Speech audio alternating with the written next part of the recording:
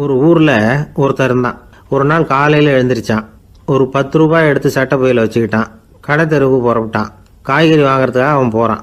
காய்கறி சந்தைக்கு போய் சேர்ந்தான். கத்திரிக்காய் 1/4 கிலோ கொடுங்கன்னான். கொடுத்தாங்க. காசு கொடுக்கறதுக்காக சட்டை பையில் கையை விட்டான். பணத்தை காணும். 10 ரூபாயை சட்டை பையில் வச்சுக்கிட்டு தான் வந்தான். அது இப்போ அங்கே இல்லை. வழியில் எங்கேயும் அது விழுந்துட்டு போல்ருக்கு.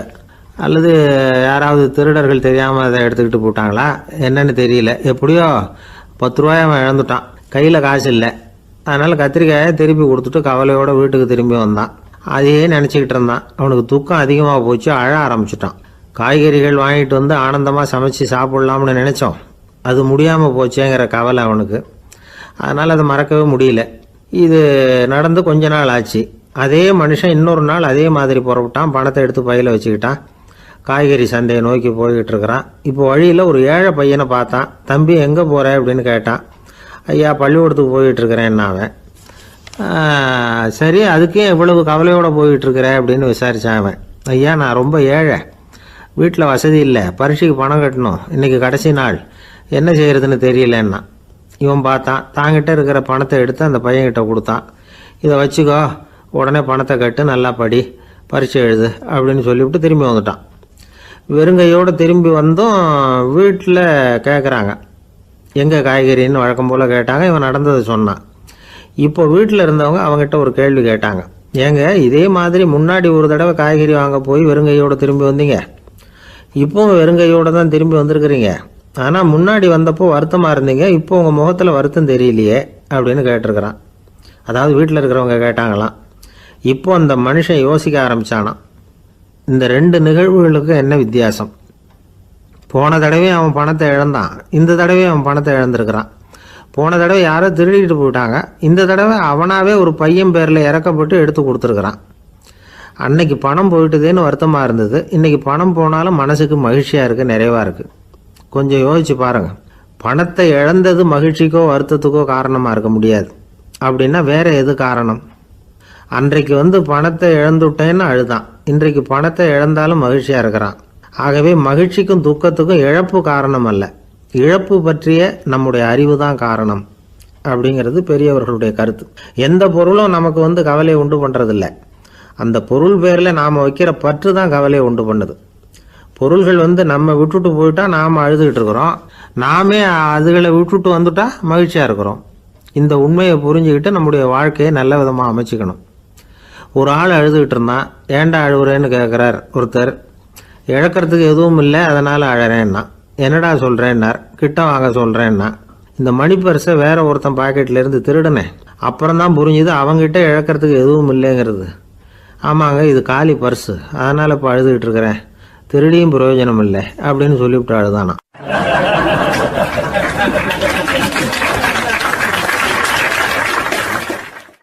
ஒரே ஒரு ஊர், அந்த ஊருக்கு பேர் கொடையாளிப்பட்டி. அந்த பேருக்கு தகுந்த மாதிரி தான் அந்த ஊர் மக்களும். யார் என்ன கேட்டாலும் இல்லைன்னு சொல்லாமல் கொடுப்பாங்க. கொடையாளிகள் நிறைந்த ஊர். இனாமா மட்டும் இல்லை, கடனாகவும் பணம் கொடுப்பாங்க. யாருக்காவது அவசரமாக பணம் தேவைப்பட்டதுன்னு வச்சுக்கோங்க, அந்த ஊருக்கு போய் வாங்கிக்கலாம். பத்திரம் தேவையில்லை, சாட்சி தேவையில்லை, ஜாமீன் தேவையில்லை, எந்த உத்தரவாதமும் கேட்காம பணம் கொடுத்துருவாங்க. நம்மளால் ஒருத்தனுக்கு பணம் தேவைப்பட்டது, சொந்த பந்தமெல்லாம் கேட்டு பார்த்தா யாரும் கொடுக்குற வழியாக தெரியல. எல்லாரும் அவங்கவுங்க சௌரியத்தை பார்க்குறவங்க, அடுத்தவங்க சௌரியத்தை பற்றி கவலைப்படாதவங்க. இவன் எல்லாரையும் கேட்டு பார்த்துட்டு சோர்ந்து போய் உக்காந்துட்டான். அந்த நேரம் தான் கொடையாளிப்பட்டியை பற்றி கேள்விப்பட்டான். அப்படி ஒரு ஊர் இருக்கிறது தெரிஞ்சதும் அந்த ஊருக்கு வழி கேட்டுக்கிட்டு ஒரு நாள் புறப்பட்டு போனான். வயல்காட்டு வழியாக போக வேண்டியிருந்தது. மெதுவாக நடந்து ஊர் எல்லைக்கு வந்துட்டான். 2 பக்கமும் விவசாய வேலைகள் மும்முரமாக நடந்துக்கிட்டு இருக்குது. ஏர் உழுதுகிட்டு இருக்கிறாங்க. அப்போ அங்கே ஒரு ஆளை பாம்பு கடிச்சுட்டுது. பக்கத்தில் வேலை செஞ்சுக்கிட்டு இருந்தவங்க ஓடி வந்தாங்க. அவசரமாக செய்ய வேண்டிய முதல் உதவியெல்லாம் செஞ்சு பார்த்தாங்க, பலன் இல்லை. அந்த ஆள் செத்து போட்டான். அவன் செத்து விட்டான்னு தெரிஞ்சதும் அவனை தூக்கி வரப்பு மேலே போட்டுட்டு எல்லாரும் அவங்கவுங்க வேலையை கவனிக்க ஆரம்பிச்சிட்டாங்க.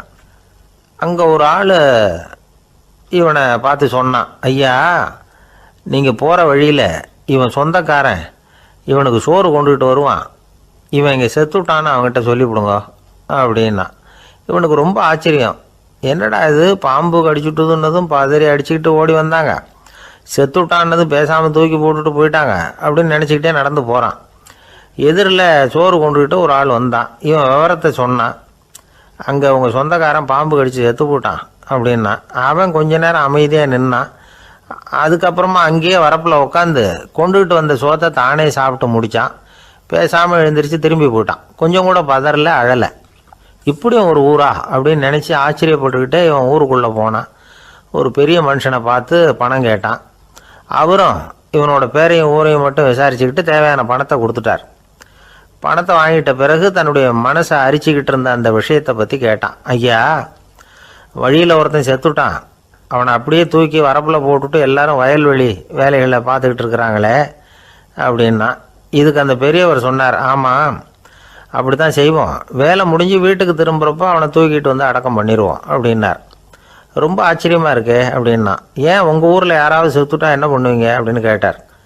என்ன இப்படி கேட்குறீங்க, எங்கள் ஊரில் எல்லாம் பணத்தை தூக்க விட மாட்டாங்க, ஒப்பாரி வைப்பாங்க, கட்டி புரண்டு அழுது புலம்பி தீர்த்துருவாங்க அப்படின்னா. இவன் பெரியவர் பார்த்தார். அவங்ககிட்ட கொடுத்த பணத்தை லபக்குன்னு பறிச்சுக்கிட்டார். திருப்பி வாங்கிட்டார். இவன் பதறி போய் நிற்கிறான்.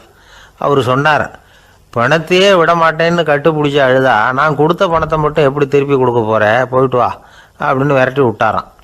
இந்த கதையை நண்பர் ஒருத்தர் சொன்னார். கதை வேடிக்கையாக தெரிஞ்சால் கூட இதில் கருத்து உண்டு. பணம் பிணம் இது ரெண்டையுமே விடுறதுக்கு அவ்வளவு சுலபமாக மனம் வர்றதில்லை. இந்த ரெண்டு விஷயங்கள்லேயும் அறிவார்ந்த செயல்பாடு தேவை. ஒரு பேருந்து மரத்தில் மோதி விட்டுது. எல்லாரும் அடிபட்டு முனைகிட்டு கிடக்கிறாங்க. டிரைவர், கண்டக்டர் இவங்களுக்கும் அடி. அவங்களும் ஒரு பக்கம் கிடக்கிறாங்க. ஒரு மூலையில் கிடக்கிற ஒருத்தன் மெதுவாக முக்கி முனகி கண்டக்டர்னு சத்தம் போடுறான். கண்டக்டர் மெதுவாக நகர்ந்து அவங்ககிட்ட போய் என்னன்னு விசாரிக்கிறார். அவன் ரொம்ப சிரமப்பட்டு வாயை திறந்து ஒரு 15 காசு சில்லற பாக்கி அப்படின்னானான்.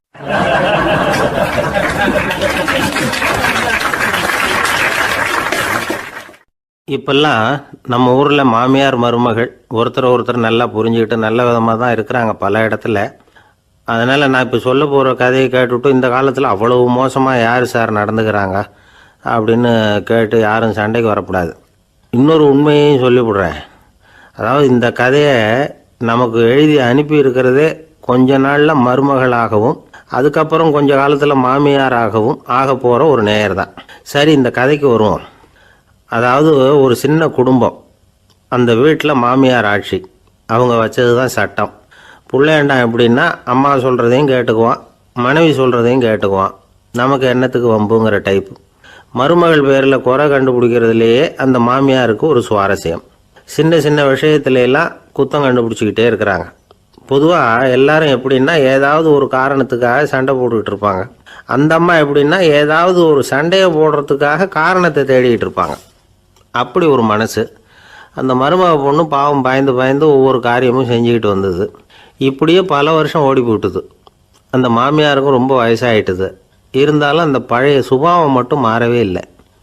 திடீர்னு ஒரு நாள் பக்கவாதம் வந்து அந்த அம்மாவுக்கு ஒரு பக்கம் கை கால் இழுத்துக்கிட்டுது. வாய் சுத்தமாக பேச முடியாமல் போயிட்டுது.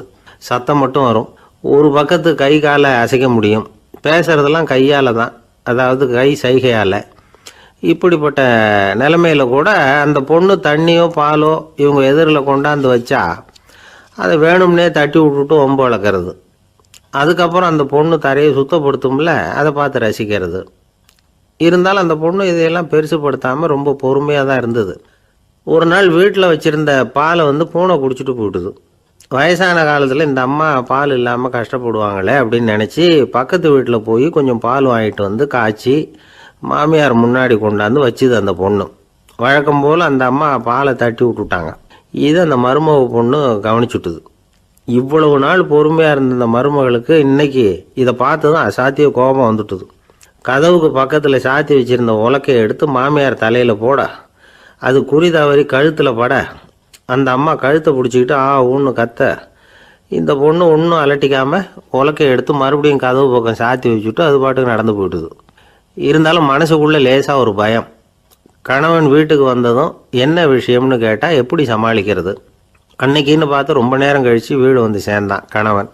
உடனே அந்த அம்மா புகார் பண்ண ஆரம்பிச்சுட்டுது. பேச்சு தான் வராத, அதனால் ஒரு பக்கத்து கையால் சைகை காட்டுது. கதவுக்கு பக்கத்தில் இருந்த உலக்க பக்கமாக கையை நீட்டி காட்டி அப்படியே அந்த கையை தன் கழுத்துக்கு பின்பக்கமாக சுற்றி காட்டி நாக்கை வெளியில் நீட்டி நடந்த விஷயத்த புரிய வைக்கிறதுக்கு முயற்சி பண்ணுது. இவனுக்கு ஒன்றும் புரியல. என்ன சொல்கிறாங்க அம்மா அப்படின்னு மனைவிகிட்ட கேட்குறான். அதுக்கு அந்த பொண்ணு ரொம்ப புத்திசாலித்தனமா, என்னங்க உங்கள் அம்மா சொல்கிறது உங்களுக்கு இன்னும் புரியலையா? அவங்க உங்களை பார்த்து என்ன சொல்கிறாங்கன்னா, ஏன்டா உலக்க மாதிரி நிற்கிற, சாக போகிற எனக்கு சங்கிலி எதுக்கு, என் கழுத்தில் கிடக்கிற இந்த சங்கிலியை கழட்டி என் மருமக கழுத்தில் போடுறா அப்படின்னு சொல்கிறாங்க அப்படின்னு தான். ஓ அப்படியா விஷயம்னு சொல்லி அம்மா கழுத்தில் இருந்த சங்கிலியை எடுத்து மனைவி கழுத்தில் போட்டுட்டு, அம்மா உன் விருப்பப்படியே போட்டாச்சு, இனிமேலாவது நிம்மதியாக படுத்து தூங்கு அப்படின்னு சொல்லிவிட்டு உள்ளே போயிட்டான். பார்த்தீங்களா கதையை? அதனால தான் மாமியார்கள் சைகை காட்டுறதுன்னா கூட இனிமேல் ஜாக்கிரதையாக இருக்கணும்.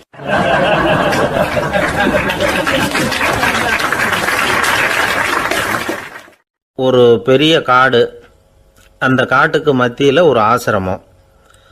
அங்கே ஒரு முனிவர் இருந்தார். பல இடங்கள்லேருந்து வர்ற குழந்தைகளுக்கு அவர் பாடம் சொல்லி கொடுத்துக்கிட்டு இருக்கிறார். ஏழை பணக்காரர் அப்படிங்கிற வித்தியாசம்லாம் கிடையாதுங்க. எல்லாரும் அவர்கிட்ட தங்கள் பிள்ளைகளை அனுப்பி வச்சாங்க. மன்னர்களுடைய பிள்ளைகள் கூட அங்கே அவர்கிட்ட தான் படிக்கிறதுக்கு வருவாங்க. ஆனால் அந்த முனிவரை பொறுத்த வரைக்கும் எல்லா பிள்ளைங்களும் ஒன்று தான்.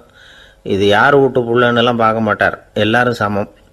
மாணவர்கள்லாம் அங்கேயே மாத கணக்கில் வருஷ கணக்கில் தங்கியிருந்து பாடம் கற்றுக்கிட்டு போகிறது வழக்கம். அவராக பார்த்து போன்னு சொல்கிற வரைக்கும் அங்கேயே இருக்கணும், படிக்கணும். குருகுல வாசம். ஒரு சமயம் ஒரு ராஜகுமாரனும் அவர்கிட்ட படிச்சுக்கிட்டு இருந்தான். அவனுக்கு ஒரு 15 வயசு இருக்கும். சில வருஷம் கழித்து இந்த முனிவர் தன்கிட்ட இருக்கிற மாணவர்களுக்கெல்லாம் பரீட்சை வச்சார். அவங்களுடைய அறிவு முதிர்ச்சியை கணிக்கிறதுக்காக பல சோதனைகள்லாம் வச்சார். ஒவ்வொருத்தராக பார்த்து, இனிமேல் நீங்கள் உங்கள் வீட்டுக்கு போகலாம் அப்படின்னு சொல்லி அனுப்பி வச்சுக்கிட்டு இருக்கிறார். எல்லாரும் போயிட்டாங்க. கடைசியாக மிஞ்சி இருந்தது ஒரே ஒரு மாணவன். அவனை மட்டும் வீட்டுக்கு அனுப்பல. யார் அந்த பையன் தெரியுமா? அவன்தான் அந்த ராஜகுமாரன். ராஜகுமாரனுடைய தந்தைக்கு, அதுதான் அந்த ராஜாவுக்கு, அங்கே வயசு ஏறிக்கிட்டே போகுது. என்ன இது படிக்க போன பையன் இன்னும் திரும்பி வரலையே அப்படின்னு நினச்சார்.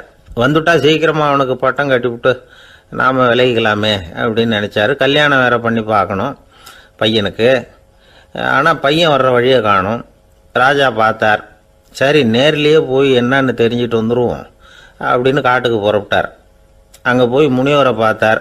முனிவர் இவரை அன்பாக வரவேற்று உட்கார வச்சார். அதுக்கப்புறம் ராஜா மெதுவா, எல்லாரையும் வீட்டுக்கு அனுப்பி வச்சுட்டிங்களாமே, ஏன் பிள்ளைய மட்டும் அப்படின்னு சொல்லி மெதுவாக இழுத்தார். முனிவர் இதுக்கு உடனே பதில் சொல்லலை. ராஜாவை கூப்பிட்டுட்டு போய் விருந்தினர் குடிசையில் தங்க வச்சார். அதுக்கப்புறம் சொன்னார், உங்கள் மகன் எல்லா பாடங்கள்லேயும் முதலிடம் வாங்கியிருக்கான். இப்படி முதலாவதாக வர்ற மாணவனுக்கு நாங்கள் இன்னொரு தேர்வு வைக்கிறது வழக்கம். அதுலேயும் அவன் முதலாவதாக வந்துட்டான்னா அவன் ஒரு பெரிய வித்வான் அப்படிங்கிற கௌரவத்தை அடைஞ்சிருவான் அப்படின்னார். அதாவது முனிவர் அப்படி சொல்கிறார். அப்படி சொல்லிவிட்டு போயிட்டார் அவர். ராஜா அங்கேயே தங்கிட்டார். ராத்திரி படுத்து தூங்கினார். காலையில் எழுந்திரிச்சு அந்த குடிசைக்கு வெளியில் வந்தார் பல்லு விளக்கிறதுக்காக. அந்த சமயத்தில் தூரத்தில் ஒருத்தன் ஒரு கையில் கோடாலியை வச்சுக்கிட்டு தலையில் ஒரு பெரிய விறகு கட்டை சுமந்துக்கிட்டு வந்துக்கிட்டு இருக்கிறது மாதிரி தெரிஞ்சது. யாராவது விறகு வெட்டியாக இருக்கும் அப்படின்னு நினச்சார் ராஜா. கிட்ட வந்ததும் உத்து பார்க்குறாரு. பார்த்தா அது தன்னோட புள்ள. திகைச்சு போயிட்டார். என்ன இது, ஒரு ராஜகுமாரனை கூட இது மாதிரி வேலையெல்லாம் செய்ய சொல்கிறாங்களே அப்படின்னு நினச்சார். ராஜகுமாரன் விறகு கட்டை கொண்டுகிட்டு போய் கொல்லை பக்கம் வச்சான். அந்த சமயம் முனிவர் அங்கே வந்தார். என்ன மகனே, விறகு வெட்டிட்டு வந்துட்டியா? சரி, இப்போ ஒரு துடைப்பத்தை எடுத்துக்கோ, விருந்தினர் குடிசையின் வாசல் பக்கத்தை கூட்டி பெருக்கி சுத்தம் பண்ணு போ அப்படின்னார். அப்படியே செய்கிறேன் குருவே அப்படின்னு சொல்லிவிட்டு போனான். சுத்தம் பண்ண ஆரம்பிச்சிட்டான். ராஜா பார்த்தார் இதை. உடனே ஓடியாந்தார். மகனே, என்ன காரியம் பண்ணுற, துடைப்பத்தை கீழே போடுனார். இப்போ அந்த ராஜகுமாரன் சொல்கிறான், தந்தையே, இது என்னுடைய குருதேவரோட உத்தரவு. இங்கே நான் ஒரு மாணவன். இங்கே அரசனும் ஒன்று தான், ஆண்டியும் ஒன்று தான். குருதேவர் சொல்கிறத மறுக்காமல் செய்கிறது தான் எங்கள் கடமை அப்படின்னா. இந்த சமயம் முனிவர் அங்கே வந்தார். இவனை முதுகில் தட்டி கொடுத்தார்.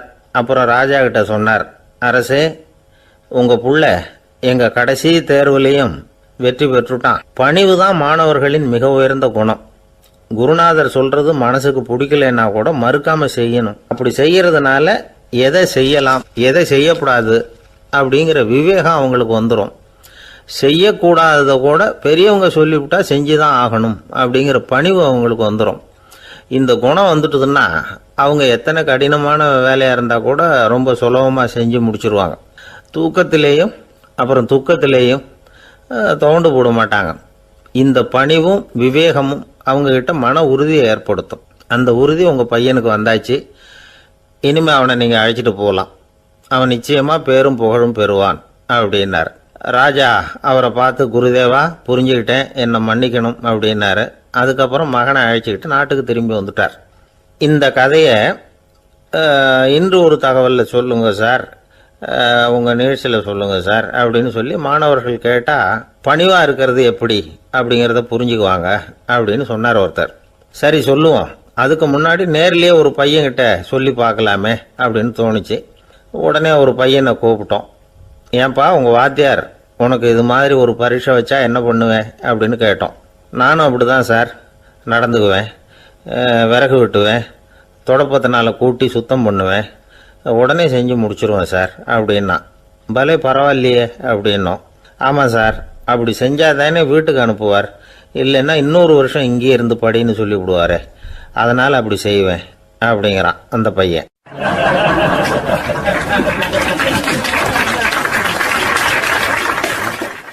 இந்த உலகத்தில் உண்மையாகவே வேதாந்தம் பேசுகிறவங்களும் உண்டு. உள்ளுக்குள்ளே வேற மாதிரி இருந்துக்கிட்டு வெளியில் வேதாந்தம் பேசுகிறவங்களும் உண்டு. ஒரு ஆள் இருந்தார். அவரும் ஒரு கடை வச்சு வியாபாரம் பண்ணிக்கிட்டு இருந்தார். மகா கஞ்சன், யாருக்கும் எந்த உதவியும் செய்ய மாட்டார். எச்சில் கையென்ன ஈர கையை கூட உதற மாட்டார். அப்படிப்பட்ட மனுஷன். அந்த ஊருக்கு ஒரு முனிவர் வந்துக்கிட்டு இருந்தார். வருஷத்துக்கு ஒரு தடவை வருவார். ஒரு நாள் 2 நாள் இருப்பார், அப்புறம் போயிடுவார். அந்த முனிவர் வர்றப்போலாம் இந்த ஆள் எழுந்திரிச்சு ஓடி போய் அவரை வரவேற்பான். ரொம்ப பெரிய வேதாந்தி மாதிரி அவர்கிட்ட பேசிக்கிட்டு இருப்பான். காயமே இது பொய், வெறும் காற்றடைத்த பையும்மா, தர்மம் தலைகாக்கும்மா. பணம் என்ன சார் பணம், இன்னைக்கு ஒருத்தன் கையில் இருக்கும், நாளைக்கு ஒருத்தன் கையில் இருக்கும், எல்லாம் மாயம். எனக்கு தான் இன்னமும் இந்த சம்சார பந்தத்திலிருந்து விடுபடுறதுக்கு நேரம் வரலேம்மா. அந்த முனிவரும் இந்த ஆள் இப்படி சொல்கிறத கேட்ட உடனே, ஏப்பா அப்படி சொல்கிற, இப்போ கூட நீ சரின்னு சொல்லு, உனக்கு தீட்சை கொடுத்து இதிலிருந்து விடுபடுற ஞானத்தை போதிக்கிறேன் பார். உடனே அந்த ஆள் என்ன சொல்லுவான் தெரியுமா? ஐயோ சாமி, இப்போ அது எப்படிங்க முடியும், பிள்ளைங்கள்லாம் சின்ன சிறுசுங்க, அதுகளுக்கெல்லாம் ஒரு கல்யாணம் காட்சின்னு செஞ்சு கடமையை முடிச்சுட்டா நீங்கள் சொல்கிறபடி செஞ்சு விடலாமா. சரி, இன்னும் முனிவர் போயிடுவார். அடுத்த வருஷம் வருவார். இவன் வழக்கம் போல் வேதாந்தம் பேசுவான். சரி, தீட்சை கொடுக்குறேன் வா அம்பார். பேரம் பேத்தியை பார்க்கணும், கோர்ட்டில் கேஸ் ஒன்று இருக்குது, அது முடியணும் அப்படின்னு தயங்க ஆரம்பிச்சிருவான். எல்லாம் சொல்லுவான், ஆனால் குடிக்கிறதுக்கு தண்ணி கூட கொடுக்க மாட்டான். ரொம்ப வருஷம் கழித்து மறுபடியும் ஒரு நாள் அந்த ஊருக்கு முனிவர் வந்தார். இவன் கடைக்கும் வந்தார். அப்புறம் அங்கே கல்லாவில் நம்ம ஆள் இல்லை, அவன் புள்ள தான் உட்காந்துருக்கிறான். அப்பாவை போலவே புள்ளையும் எழுந்திரிச்சு ஓடியாந்து முனிவரை வரவேற்றான். அப்பா எங்கன்னு விசாரிச்சார் முனிவர். ஐயோ, அதை ஏன் கேட்குறீங்க சாமி, உங்ககிட்ட தீட்சை வாங்கி இந்த சம்சார பந்தத்திலேருந்து விடுதலை பெறணும்னு சொல்லிக்கிட்டே இருப்பார், அது நிறைவேறாமலே போய் சேர்ந்துட்டார். போன மாதம் ஒரு நாள் திடீர்னு நெஞ்சு வலிக்குதுன்னார், அவ்வளோதான் போட்டுன்னு போயிட்டார் அப்படின்னு புலம்புனான் பையன். இதை கேட்டதும் முனிவர் சிரிச்சாரான். அவன் எங்கடா போவான், உன் அப்பா எங்கேயும் போகல, இதோ வாழை ஆட்டிக்கிட்டு உன் காலடியிலே இருந்துக்கிட்டு இருக்கான் பார் அப்படின்னு சொல்லி அங்கே நின்றுக்கிட்டு இருந்த ஒரு நாயை சுட்டி காட்டினாரான். என்ன சாமி சொல்கிறீங்க அப்படின்னு ஆச்சரியமாக கேட்டிருக்கான் பையன். உடனே முனிவர் அந்த நாயோட தலையில் ஒரு தட்டு தட்டி பேசுகிறா அப்படின்னாரான். உடனே அந்த நாய் வேதாந்தம் பேச ஆரம்பிச்சுட்டு தான். காயமே இது போய் வெறும் காற்றடைத்த பை அப்படின்னு தான். முனிவர் சொன்னார், அடே இப்போவும் ஒன்றும் கெட்டு போகல, நீ விரும்புனா சொல்லு, உனக்கு தீட்சை கொடுத்து என் பின்னாடியே அழைச்சிட்டு போயிடுறேன், அங்கே அழைச்சிட்டு போய் உனக்கு ஞானத்தை போதிக்கிறேன், வர்றியா அப்படின்னு கேட்டிருக்கார். உடனே அந்த நாய் சொல்லிச்சான், ஐயோ அதை ஏன் கேட்குறீங்க சாமி, நான் உண்ணாமல் தின்னாமல் ஏராளமான சொத்து சேர்த்து வச்சுட்டேன். என் பிள்ளைங்க அதோட பெருமை தெரியாமல் ராத்திரி நேரம்லாம் கதவை திறந்து போட்டுட்டு தூங்கிடுவாங்க. அதனால் இப்படி நாயாக பிறந்து ராத்திரி பகலாக சுற்றி சுற்றி காவல் காத்துக்கிட்டு கிடக்கிறேன். இப்போ எப்படி சாமி வர முடியும் அப்படின்னு கேட்டுதான். அறியாமையிலேயே சுகம் கண்டு இப்படி இருக்கிற ஆளுங்களுக்கு எப்படி விடுதலை கிடைக்கும், எப்போ விடுதலை கிடைக்கும் அப்படின்னு கேட்குறார் தசாவதானி, திருக்குறள் பேர் ராமையா. அவர் கேட்குறது நியாயம் தானே. இந்த காலத்து பையன் ஒருத்தன் அப்பா கிட்ட சொன்னான், அப்பா இன்றைக்கி நான் 1 ரூபா மிச்சப்படுத்தி விட்டேன் அப்படின்னு நானான். அப்படியா, என்னடா பண்ணேன்னு கேட்டிருக்கார் அப்பா. டவுன் பஸ்ஸில் ஏறாமல் அது பின்னாடியே ஓடியாந்தேன், 1 ரூபா மிச்சம் தானே அப்படின்றான். அட பாவி, ஒரு ஆட்டோ பின்னாடி ஓடியாந்துருந்தா 10 ரூபா மிச்சமாயிருக்குமே, வேஸ்ட் பண்ணிட்டியே அப்படின்னாரான் அந்த அப்பா.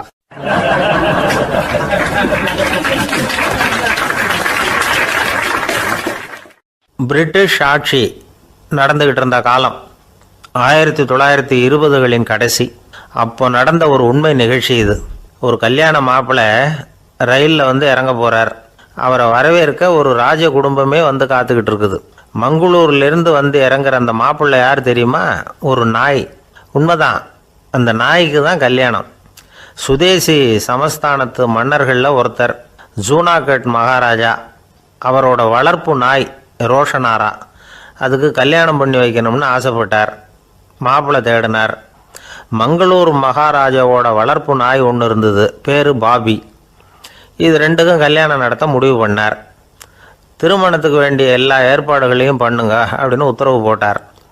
ஆயிரக்கணக்கான அழைப்புதழ்கள், பல சமஸ்தான மன்னர்கள், ஜமீன்தார்கள், பிரிட்டிஷ் அதிகாரிகள், பெரிய பணக்காரங்க, இப்படி நிறைய பேருக்கு அழைப்புதழ்கள் அனுப்பி வச்சாங்க. பத்திரிகையை பார்த்தவங்கெல்லாம் திகைச்சு போயிட்டாங்களாம். இருந்தாலும் என்ன பண்ணுறது, ராஜாவே அழைக்கிறார், போகாமல் இருக்க முடியுமா? அந்த சமயத்தில் நாட்டின் கவர்னர் ஜெனரலாக இருந்தவர் வந்து இர்வின் பிரபு. அவருக்கும் ஒரு பத்திரிகை போயிருக்குது. வாங்கி பார்த்ததும் அவருக்கு பயங்கர எரிச்சல். உடனே குப்பை தொட்டியில் போட்டுவிட்டாராம். மாட்சிமை தங்கிய பிரிட்டன் சக்கரவர்த்தியின் பிரதிநிதியான தன்னை கேவலம் ஒரு நாயின் திருமணத்துக்காக அழைக்கிறதா அப்படின்னு அவருக்கு ஆத்திரம். இருந்தாலும் கல்யாணம் பிரமாதமாக நடந்துதான். கல்யாணத்தன்னைக்கு பொண்ணுக்கு ஸ்பெஷல் குளியல், தண்ணீருக்கு பதிலாக வாசனை திரவியங்கள், பன்னீர், குளித்ததுக்கு அப்புறம் அலங்காரம், வைர மாலை, முத்து மாலை, ஏகப்பட்ட அலங்காரம். மாப்பிள்ளையை அழைக்கிறதுக்கு ரயில்வே ஸ்டேஷனில் ராஜ குடும்பமே காத்துக்கிட்டு இருக்குது. அவங்களோட வளர்ப்பு நாய்கள் 250.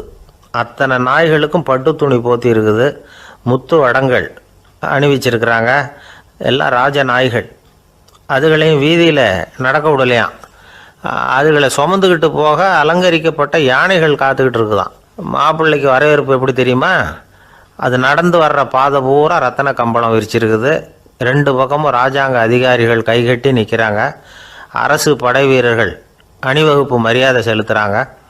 அந்த நாய் ராஜ மரியாதையோடு நடந்து வருது. நகையெல்லாம் போட்டுக்கிட்டு வருது. திருமண மண்டபத்துக்கு வந்து சேருது. அங்கே கல்யாணம் அமோகமாக நடக்குது. இந்த திருமணத்தை முன்னிட்டு அந்த ஜூனாகட் சமஸ்தானத்துக்கு 3 நாள் விடுமுறை வேறு. கல்யாணத்துக்கு வந்திருந்தவங்களுக்கெல்லாம் ஏக தடபுடலாக விருந்து, நாட்டியம் எல்லாம் பிரமாதமாக நடந்து தான். இந்த கல்யாணத்தில் கலந்துக்க வந்திருந்த மற்ற சமஸ்தானத்து மன்னர்கள், தீவான்கள், அரச குடும்பத்தினர், இப்படி அவங்க 700 பேராம். அவங்க வந்து போகிறதுக்காக விசேஷ ரயில்கள்லாம் வேற விட்டுருக்காங்க. கல்யாணம் முடிஞ்சதும் அந்த நாய் தம்பதிகளோட பெரிய பெரிய மன்னர்கள்லாம் ஒன்றா உட்காந்து சாப்பிட்டாங்களாம். ஏர் கண்டிஷன் அறையில் அந்த தம்பதிகள் கொஞ்ச காலம் வாழ்ந்துருக்கிறாங்க. கொஞ்ச நாளில் மாப்பிள்ளைக்கு மரியாதை குறைய ஆரம்பிச்சுட்டுது. வெளியில் துரத்தி விட்டாங்களாம். அந்த பெண் நாய் மட்டும் ராஜ போகங்களை அனுபவித்து வந்து தான். இந்த கல்யாணத்தை பார்த்துட்டு தொடர்ந்து மற்ற சமஸ்தானத்து மன்னர்களும் நாய் திருமணங்கள் நடத்த ஆரம்பிச்சுட்டாங்களாம். இது உண்மையில் நடந்திருக்குது. இப்படி அது இருக்கட்டும். இப்போ நம்ம கதைக்கு வருவோம். ஒரு ராஜாவுக்கு ரொம்ப நாள் கழித்து ஒரு குழந்தை பிறந்து தான். அரண்மனை ஜோசியரை கூப்பிட்ருக்கார் ராஜா. ஜோசியரே, என் மகன் வருங்காலத்தில் சிறந்த வாழ் வீரனாக வரணும்னு ஆசைப்படுறேன். வருவானாங்கிறத கொஞ்சம் பார்த்து சொல்லுங்களேன் அப்படின்னாராம். ஜோசியர் சொன்னார், மன்னா, உங்கள் புள்ள வாழ் வீரனாக வர்றது கஷ்டம். ஆனால் அவரும் உங்களை மாதிரியே நாய்க்குட்டிகள் பேரில் பிரியமாக இருப்பார். அதுகளுக்கு கல்யாணமும் பண்ணி வைப்பார் அப்படின்னாராம். அது எப்படி கண்டுபிடிச்சிங்க அப்படின்னு கேட்டிருக்கார் ராஜா. அரசே, உங்கள் பிள்ளைக்கு வாழ் மேலே உள்ள பிரியத்தை காட்டிலும் நாய் மேலே உள்ள பிரியம் அதிகங்கிறதுக்கான அறிகுறி இப்போவே தெரியுது. நல்லா கவனித்து பாருங்க. அவர் வாழ்னு கத்துறாரு அப்படின்னாரு. கவனித்து பார்த்துட்டு அப்படி எனக்கு காதில் விழலையே அப்படின்னாராம் மன்னர். அதனால தான் சொன்னேன், அவர் கத்துறது வாழ்னு கத்தலை, வள்ளுன்னு கத்திக்கிட்டு இருக்கார். அதனால தான் அப்படி சொன்னேன் அப்படின்னாராம் அரண்மனை ஜோசியர்.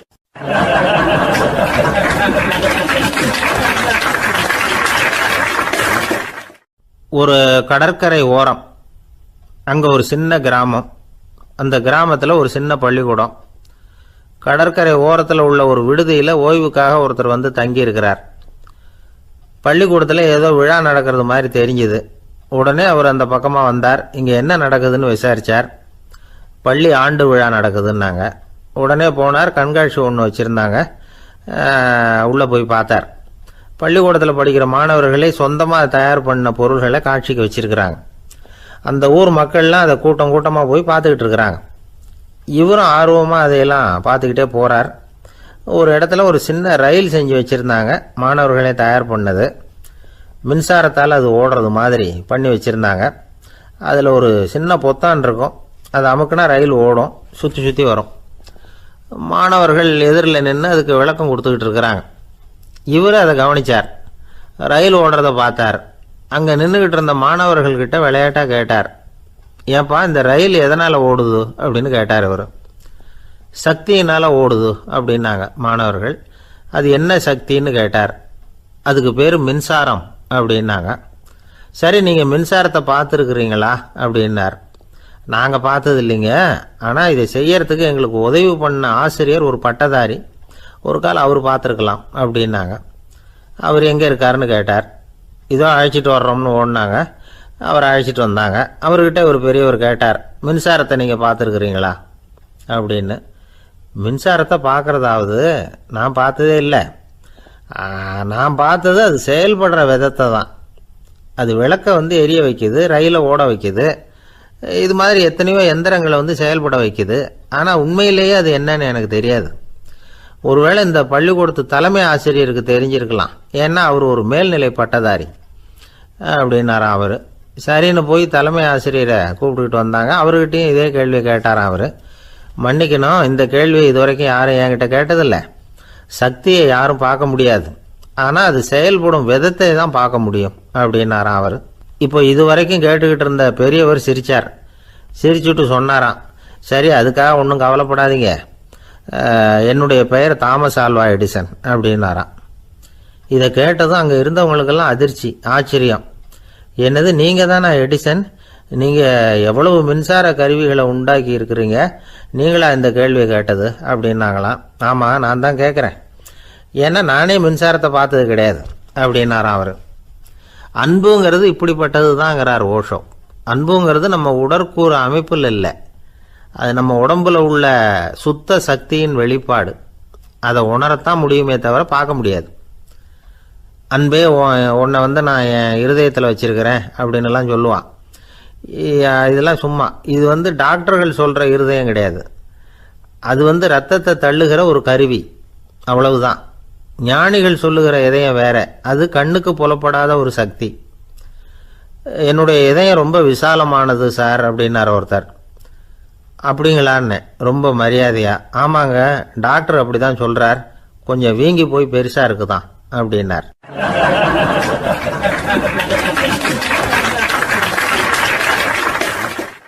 உங்கள் பையன் எப்படி சார் இருக்கான் அப்படின்னு விசாரித்தார் ஒருத்தர்.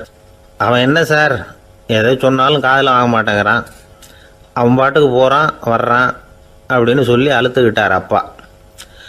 பெரியவங்க சொல்கிறத சின்ன பிள்ளைங்க கேட்கறது இல்லைங்கிறது ஒரு குறை. பெரியவங்க சொல்கிறது சின்ன பிள்ளைங்க காதிலேயே விழறது இல்லைங்கிறது ஒரு குறை. இது கொஞ்சம் சீரியஸான விஷயம், கவனித்து பார்க்கணும். ஒரு குழந்தைக்கு காது சரியாக கேட்குதா இல்லையா அப்படிங்கிறத நாம் தான் கவனித்து பார்த்து கண்டுபிடிக்கணும். அதுவாக நம்மக்கிட்ட தவழ்ந்து அப்பா எனக்கு காது கேட்கல, அழைச்சிட்டு போங்க டாக்டர்கிட்ட அப்படின்னுலாம் சொல்லிகிட்டு இருக்காது. அது சரி, ஒரு குழந்தைக்கு காது சரிவர கேட்குதா இல்லையா அப்படிங்கிறத முன்கூட்டியே நாம் தெரிஞ்சுக்கிறது எப்படி? அதுக்கு சில வழி இருக்குது. உங்கள் குழந்தைய கொஞ்சம் அப்படி கவனித்து பாருங்கள். அடிக்கடி ஜலதோஷம், காதில் அரிப்பு ஏற்படுதா, மூக்கு விரிவாகவும், அப்புறம் டான்சில், அடினாய்டு, சத அழற்சி, இது மாதிரி ஏதாவது இருக்கா, வாயிலிருந்து எச்சில் ஒழுகுதா, குழந்தை வாயினால் சுவாசிக்குதா, பற்கள் முன்னாடி தள்ளி வளருதா, இதெல்லாம் அதுக்கு அறிகுறி. அப்புறம் இந்த VBDF TH இப்படி இந்த ஒலிகள் சேர்ந்த வார்த்தைகளை குழந்தை சரியாக புரிஞ்சுக்காது. இப்போ உதாரணத்துக்கு பட்டுன்னு சொல்லு குழந்தை அப்படின்னீங்கன்னா அது கட்டுன்னு சொல்லும். அதாவது பட்டு சவுண்டை அதால் புரிஞ்சுக்க முடியல. அப்புறம் உங்கள் குழந்தை உங்களை உறக்க பேச சொல்கிறானா, அடிக்கடி கேள்வி கேட்குறானா, சாப்பிட்றப்போ கவனம் இல்லாமல் இருக்கானா, படிப்பில் போதுமான முன்னேற்றம் இல்லையா, வகுப்பில் சரியாக கவனிக்கிறது இல்லையா, இப்படிலாம் இருந்தால் ஆரம்பத்திலேயே டாக்டர்கிட்ட அழைச்சிட்டு போய் சிகிச்சையை ஆரம்பிச்சுடலாம், குணப்படுத்தி விடலாம். குழந்தைக்கு காது சரியாக கேட்கலன்னா நீங்கள் செய்ய வேண்டியது என்ன தெரியுமா? அவனுக்கு காது கேட்கலேங்கிறதுக்காக அவன் முன்னாடி சத்தம் போட்டு பேசக்கூடாது. மெதுவாக சீராக பேசணும், அவனை பார்த்து பேசணும். உங்கள் உதட்டு அசைவுகள் அவனுக்கு உதவும். அதை பார்த்தே புரிஞ்சுக்குவான். நீங்கள் வாயில் வெத்தலை பாக்கு போட்டுக்கிட்டோ புகை பிடிச்சிக்கிட்டோ பேசக்கூடாது. அப்படி பேசினா அவனால் அந்த உச்சரிப்பை சரியாக புரிஞ்சிக்க முடியாது. ஒரு வார்த்தையை சொல்கிறீங்க, அவனுக்கு புரியல அப்படின்னா அதே வார்த்தையை மறுபடியும் சொல்லணும். அவனுக்கு நீங்கள் முதல்ல சொன்ன வார்த்தை புரியலேன்னு நினச்சிக்கிட்டு மறுபடியும் திருப்பி சொல்கிறப்போ அதே அர்த்தம் வரக்கூடிய வேறு வார்த்தையை சொல்லக்கூடாது. இப்படிலாம் நடந்துக்கிட்டால் அவனுக்கு மன திடத்தை ஏற்படுத்த முடியும். இல்லைன்னா அவனுக்கு தாழ்வு மனப்பான்மை வந்துடும். குழந்தைக்கு காது கோளாறுன்னா ஆரம்பத்திலேயே டாக்டர்கிட்ட அழைச்சிட்டு போனால் போதும், குணப்படுத்தி விடலாம். அப்புறம் பார்த்துக்கலாமே அப்படின்னு அலட்சியமாக இருந்துட்டால் தான் கஷ்டம். சில பேர் கோபத்தில் சின்ன பிள்ளைங்க காதை பிடிச்சி திருகிறது உண்டு. இது ரொம்ப தப்பு. காது கையோடு வந்துட்டால் என்ன பண்ணுறது? ஒரு வேடிக்கை கதை, அது கதை தான், நிஜமாக நடந்ததில்லை. அது மாதிரி நடக்காது. ஒரு வேடிக்கைக்காக சொல்லப்படுற கதை. அதாவது ஒரு வீட்டில் அப்பா அம்மாவை பார்த்து சொல்லிகிட்டு இருக்கார், இதை பாரு, நாளைக்கு காலையில் என்னை சீக்கிரம் எழுப்பி விட்ரு, நான் செங்கல்பட்டு வரைக்கும் போயிட்டு வர வேண்டியிருக்கு அப்படின்னாராம். இதை அவங்க பையன் காதில் வாங்கிட்டு இருக்கான். அப்பாவுக்கு சிரமம் வேண்டாமே அப்படின்னு நினச்சி அவனே காலையில் யாருக்கும் தெரியாமல் எழுந்திரிச்சு புறப்பட்டு செங்கல்பட்டு போட்டான். சாயந்தரமாக திரும்பி வந்தான். அப்பா பையனை காணாமல் அலமோதிக்கிட்டு இருக்கிறார். சாயந்தரமாக பையனை பார்த்ததும் எங்கடா போயிட்டு வந்தேன்னு கேட்டார் கோவமாக. செங்கல்பட்டுக்கு போயிட்டு வந்தேப்பா, நீ வேணா அலைய வேண்டாமேன்னு அப்படின்னா. எதுக்கடா போனேன்னு அதட்டினார். அதான்ப்பா, நீ நேற்று அம்மா கிட்ட சொல்லிகிட்டு இருந்த, அதை காதில் வாங்கினேன், உனக்காக நான் போயிட்டு வந்தேன் அப்படின்னா. உடனே எந்த காதில் வாங்கினேன் அப்படின்னு சொல்லி காதை பிடிச்சி திருகினார். அந்த காது கையோடு வந்துட்டுது. இது நடந்து கொஞ்ச நாள் கழித்து அந்த அப்பாவும் பையனும் கடத்தெருவில் போய்கிட்டு இருக்கிறாங்க. எதிரில் ஒரு நாய் ஓடி வந்தது. அதுக்கு 2 காதும் இல்லை. என்ன இது, இந்த நாய்க்குட்டிக்கு 2 காதும் இல்லை அப்படின்னார் அப்பா. அதுக்கு பையன் சொல்கிறான், அப்பா அது 2 தடவை செங்கல்பட்டுக்கு போயிட்டு வந்துடுவோம் அப்படின்னானா.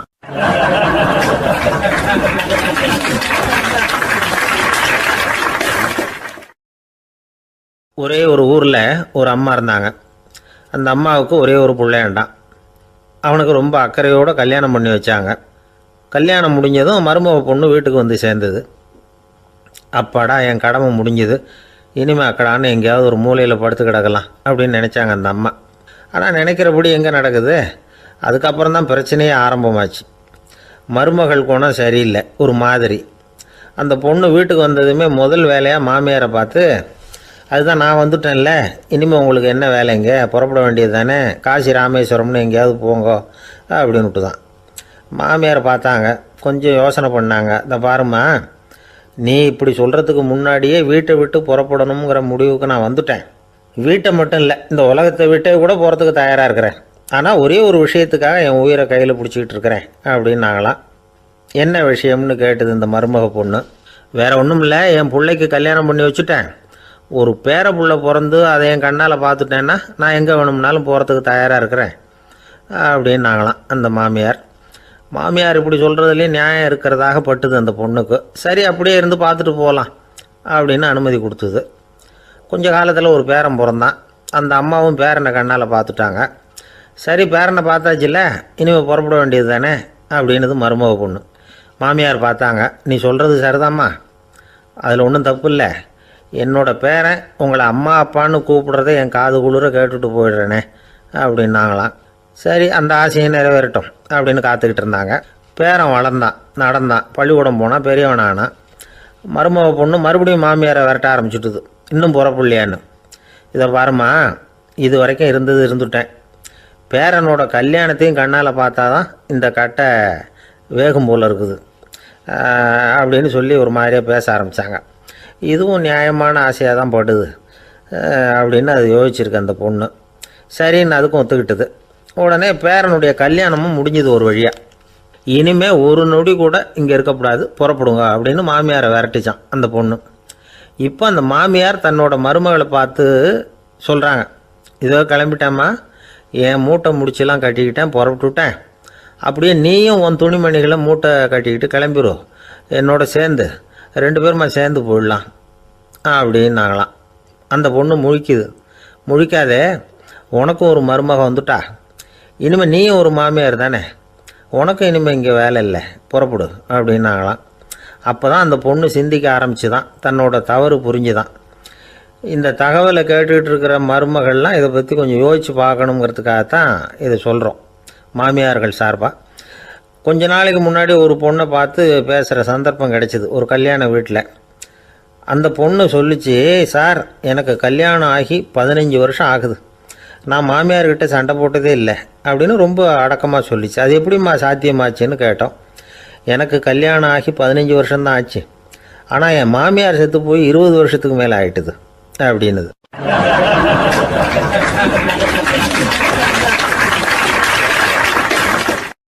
ஒரு அப்பாவுக்கு 2 பிள்ளைங்க. மூத்தவன் ரொம்ப அடக்கம், அப்பா எது சொன்னாலும் கேட்பான், பெரியவங்களுக்கு கீழ்ப்படிஞ்சு நடப்பான்.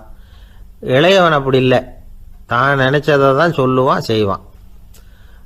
அடுத்தவங்க சொல்கிறத கேட்க மாட்டான், அடங்கி நடக்க மாட்டான். இந்த 2 பேரில் யாரை உங்களுக்கு பிடிக்கும்? பெரியவனை தான் பிடிக்கும், ஏன்னா அவன் தான் சொல்கிற பேச்சை கேட்குறவன் அப்படின்னு சொல்லுவீங்க. ஆனால் ஒரு ஞானி என்ன சொல்கிறார் தெரியுமா? ஒரு குழந்தை அதன் அறிவுக்காக மதிக்கப்பட வேண்டுமே தவிர அதனுடைய கீழ்ப்படியும் தன்மைக்காக அல்ல அப்படிங்கிறார். நம்ம குழந்தைகளை சுயமாக சிந்திக்கிறதுக்கு நாம் விடுறதில்ல, மற்றவங்களை பார்த்து காப்பி அடிக்கிறதுக்கு தான் நாம் அவங்களுக்கு கற்றுக் கொடுக்குறோம். புகழ்பெற்ற மனிதர்கள் சிலருடைய பேரை சொல்லி நீயும் அவர் மாதிரி ஆகணும், இவர் மாதிரி ஆகணும் அப்படின்னு சொல்லிகிட்டே இருக்கிறோம். குழந்தைகள் தங்களுடைய தனித்தன்மையை வளர்த்துக்கிறதுக்கு நாம் தடையாக இருக்கிறோம். ஒரு குழந்தைகிட்ட அனாவசியமாக நம்பிக்கையை வளர்த்துடக்கூடாது, எந்த கோட்பாட்டையும் திணிக்கக்கூடாது. நாம் ஏற்கனவே அர்த்தமில்லாத கருத்துக்களையும் கொள்கைகளையும் மனசில் போட்டு நிரப்பி வச்சுருக்கிறோம். இந்த உலகத்துக்கு புதுசாக சேர்ந்திருக்கிற ஒரு குழந்தையின் தூய்மையான மனசில் நம்ம கருத்துக்களை அறிமுகம் செய்ய அல்லது திணிக்கிறதுக்கு நமக்கு எந்த அதிகாரமும் கிடையாது. ஒரு குழந்தைய நீ இந்த மதத்தை சேர்ந்தவன் அப்படின்னு பிறந்ததுமே ஒரு முத்திரை குத்தி விடுறோம். இது அதோட சுதந்திரத்தை ஆரம்பத்திலேயே கிள்ளி எறிகிறது மாதிரி தான். நீங்கள் ஒரு மதத்தின் வழிமுறைகளை கடைப்பிடிச்சிக்கிட்டு வர்றீங்க, அந்த வழியில் போய்கிட்டு இருக்கிறீங்க, சரி, அதனால் போகிறீங்க. அதுக்காக உங்கள் குழந்தையையும் அதே வழியில் தான் வரணும் அப்படின்னு கட்டாயப்படுத்துறதுக்கு உங்களுக்கு என்ன உரிமை இருக்குது? அந்த குழந்தை சுயமாக சிந்திச்சு ஒரு முடிவுக்கு வரட்டுமே, அதுக்கு நீங்கள் ஏன் தடையாக இருக்கிறீங்க? நமக்கு உண்மையிலேயே நம்ம குழந்தை மேலே அன்பு இருந்தால் இது மாதிரி திணிப்பு வேலைகளை செய்யக்கூடாது. திணிப்பு வேலைகளிலிருந்து குழந்தைகளை காப்பாற்றினா போதும், அதுதான் ரொம்ப முக்கியம். அடுத்த தலைமுறை அற்புதமான தலைமுறையாக உருவாகும். நாம் தான் சாதி மத சங்கடங்களில் மாட்டிக்கிட்டு தவிக்கிறோம். அவங்களாவது சாதி மத வேறுபாடு இல்லாத சமுதாயத்தை பார்க்கட்டுமே, அந்த சௌகரியங்களை அனுபவிக்கட்டுமே. அதுக்கு நாம் என்ன செய்யணும்னா ஒன்றும் செய்யாமல் இருந்தால் போதும். ஒரு குழந்தைகிட்ட நம்ம கருத்தை திணிக்கும் பொழுது என்ன ஆகுது தெரியுமா? அது அவனை அவங்கிட்ட இருந்தே அப்புறப்படுத்தி விடுது, அவனுடைய தனித்தன்மையை அழிச்சுடுது, அவனை ஒரு எல்லைக்குள்ளே திணிச்சுடுது. இதெல்லாம் அன்புங்கிற பேரால் பெற்றோர்கள் செய்கிற தப்பு. இதெல்லாம் கேட்டுக்கிட்டு இந்த காலத்தில் அப்பா ஒருத்தர் சொன்னார், நான் கருத்துக்களை எல்லாம் என் பையன்கிட்ட திணிக்கிறது இல்லைங்க, ஆனால் அதிகமாக சாப்பிட சொல்லி கட்டாயப்படுத்துவேன் அப்படின்னார். உங்கள் வீட்டு சமையல் அவ்வளோ நல்லா இருக்குமான்னு கேட்டாங்க. நல்லா இருந்தால் நான் ஏன் அவனை சாப்பிட சொல்லி கட்டாயப்படுத்த போகிறேன் அப்படின்னார்.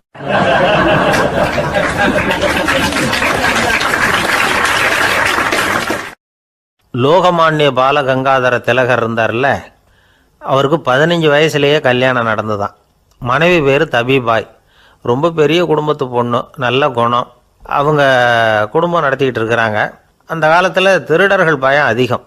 இந்த காலத்தில் மட்டும் என்னன்னு கேட்குறீங்களா? நீங்கள் கேட்குறது நியாயம்தான். இருந்தாலும் இந்த காலத்து திருடனுக்கும் அந்த காலத்து திருடனுக்கும் ஒரு முக்கியமான வித்தியாசம் உண்டு. அதாவது அந்த காலத்து திருடன்லாம் நியாயம் அநியாயம் பார்க்குறது உண்டு, இந்த காலத்தில் அப்படி பார்க்குறது இல்லை. அந்த காலத்தில் திருட வர்றவங்கள்ட்ட கூட ஒரு தார்மீக உணர்வு உண்டாம். அதாவது அப்போ உள்ள கொள்ளைக்காரங்க எதை களவாடினாலும் சரி, அரிசியை மட்டும் களவாடுறது இல்லையா, அப்படி ஒரு கொள்கை. அதனால் பாருங்கள், அந்த காலத்து பெண்கள் நகை நட்டுகளை பத்திரமா வைக்கணும்னா பெட்டியில் வைக்கிறது இல்லை, அரிசி பானையில் போட்டு வச்சு விடுறது. இப்போல்லாம் பேங்க்கில் வந்து சேஃப்டி லாக்கர்னு இருக்குல்ல, அது மாதிரி அந்த காலத்தில் வந்து சேஃப்டி லாக்கருங்கிறது அரிசி பானை. இந்த வளையல், மூக்குத்தி, தோடு இப்படி எதுவாக இருந்தாலும் அதில் போட்டு பத்திரமா வச்சுருவாங்க. திருடன் வந்து அரிசி பானை பக்கம் போகிறதில்ல. ஏன்னா சாப்பிட்ற விஷயத்தில் கை வைக்கக்கூடாது, அது பாவம் அப்படின்னு அவன் நினைக்கிறான். திலகரோட மனைவி தபீபாயும் அதே மாதிரி தன்னுடைய ஆபரணங்களை ஒரு அரிசி பானைக்குள்ளே போட்டு மூடி வச்சுருந்தாங்களாம். இப்படி இருந்தப்போ ஒரு நாள் ஒரு பிச்சைக்கார பொண்ணு வீடு வீடாக பிச்சை கேட்டுக்கிட்டே வந்திருக்குது. திலகர் வீட்டுக்கும் வந்து தர்மம் போடுங்க தாயே அப்படின்னு தான் அந்த பொண்ணு. அந்த அம்மா தபீபாய் காதில் இது விழுந்திருக்கு. உடனே கை நிறைய அரிசி அள்ளிக்கிட்டு வந்து போட்டிருக்கு. பாத்திரத்தில் அரிசியை போட்டதுக்கு அப்புறம் தான் தெரியுது பளிச்சுன்னு கண்ணில் படுது. அதாவது அந்த அம்மாவோட வைர மூக்குத்தி ஒன்று அரிசியோடு சேர்ந்து அந்த பிச்சைக்கார பொண்ணு பாத்திரத்தில் போய் விழுந்துட்டுது.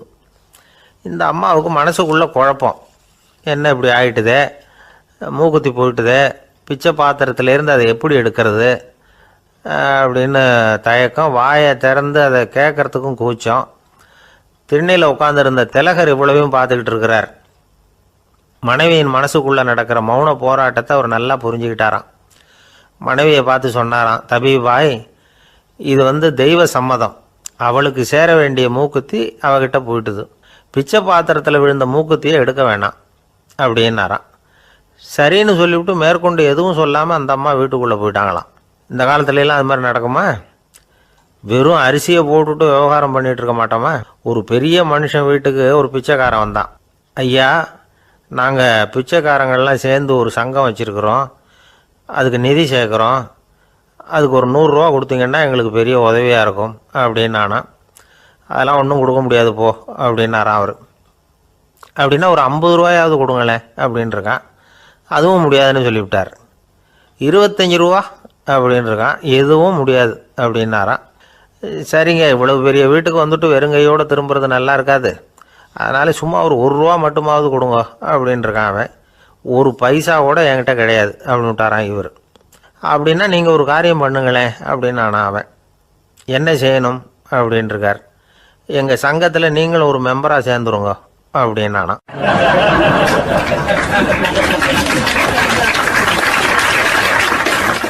ஒரு ஊரில் ஒரு மன்னன் இருந்தான், கொடுங்கோல் மன்னன். நிறைய தொந்தரவு பண்ணிக்கிட்டு இருந்தான். அவன் ஒரு தடவை என்ன பண்ணான் தெரியுமா?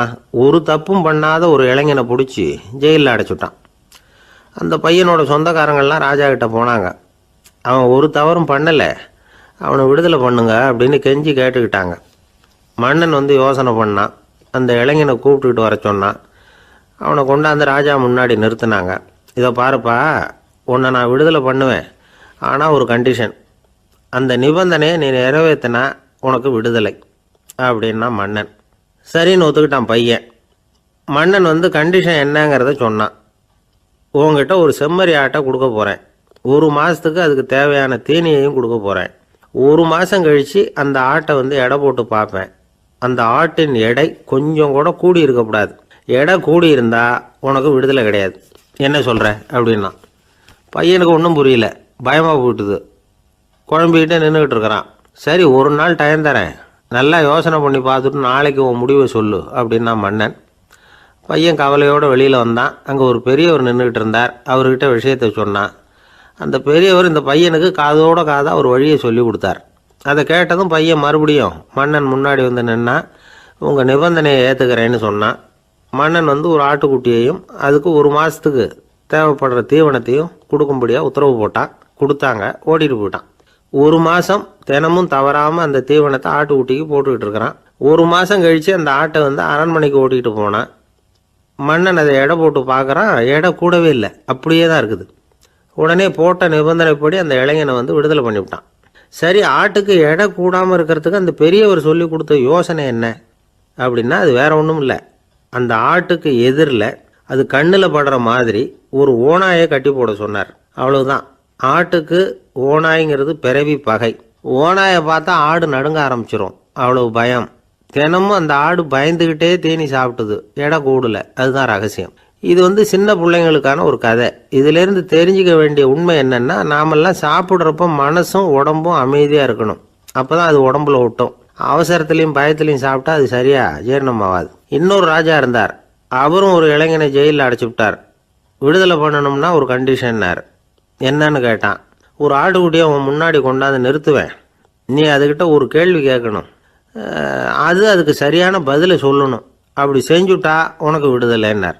இளைஞன் யோசனை பண்ணி பார்த்தான், சரின்னு ஒத்துக்கிட்டான். அது பிரகாரமே ஆட்டுக்குட்டியை பதில் சொல்ல வச்சுட்டான். என்ன நடந்தது தெரியுமா?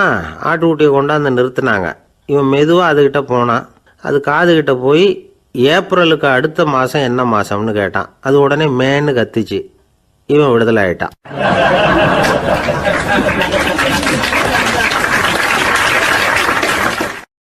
காஞ்சிபுரத்தில் பல்லவ ராஜா ஒரு கோவில் கட்டினார், கைலாசநாதர் கோவில். அதுக்கு கும்பாபிஷேகம் பண்ணுறதுக்கு ஒரு நாள் குறிப்பிட்டு அதுக்கு வேண்டிய ஏற்பாடுகள்லாம் பண்ணினார்.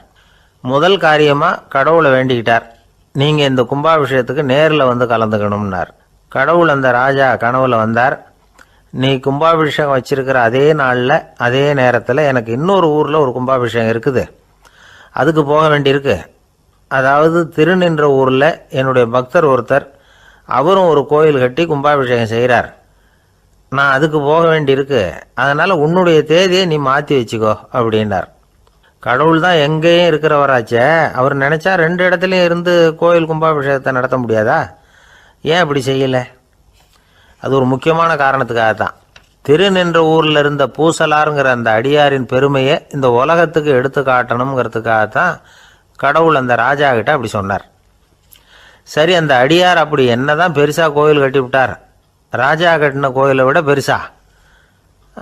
அவர் கட்டினது கருங்கல்லாலேயோ மண்ணாலேயோ மரத்தாலேயோ இல்லை. அவர் கட்டின கோயில் வேறு மாதிரி. அது மனசால கட்டின கோயில், மனசுக்குள்ளே இருக்கிற கோவில், மனக்கோவில்.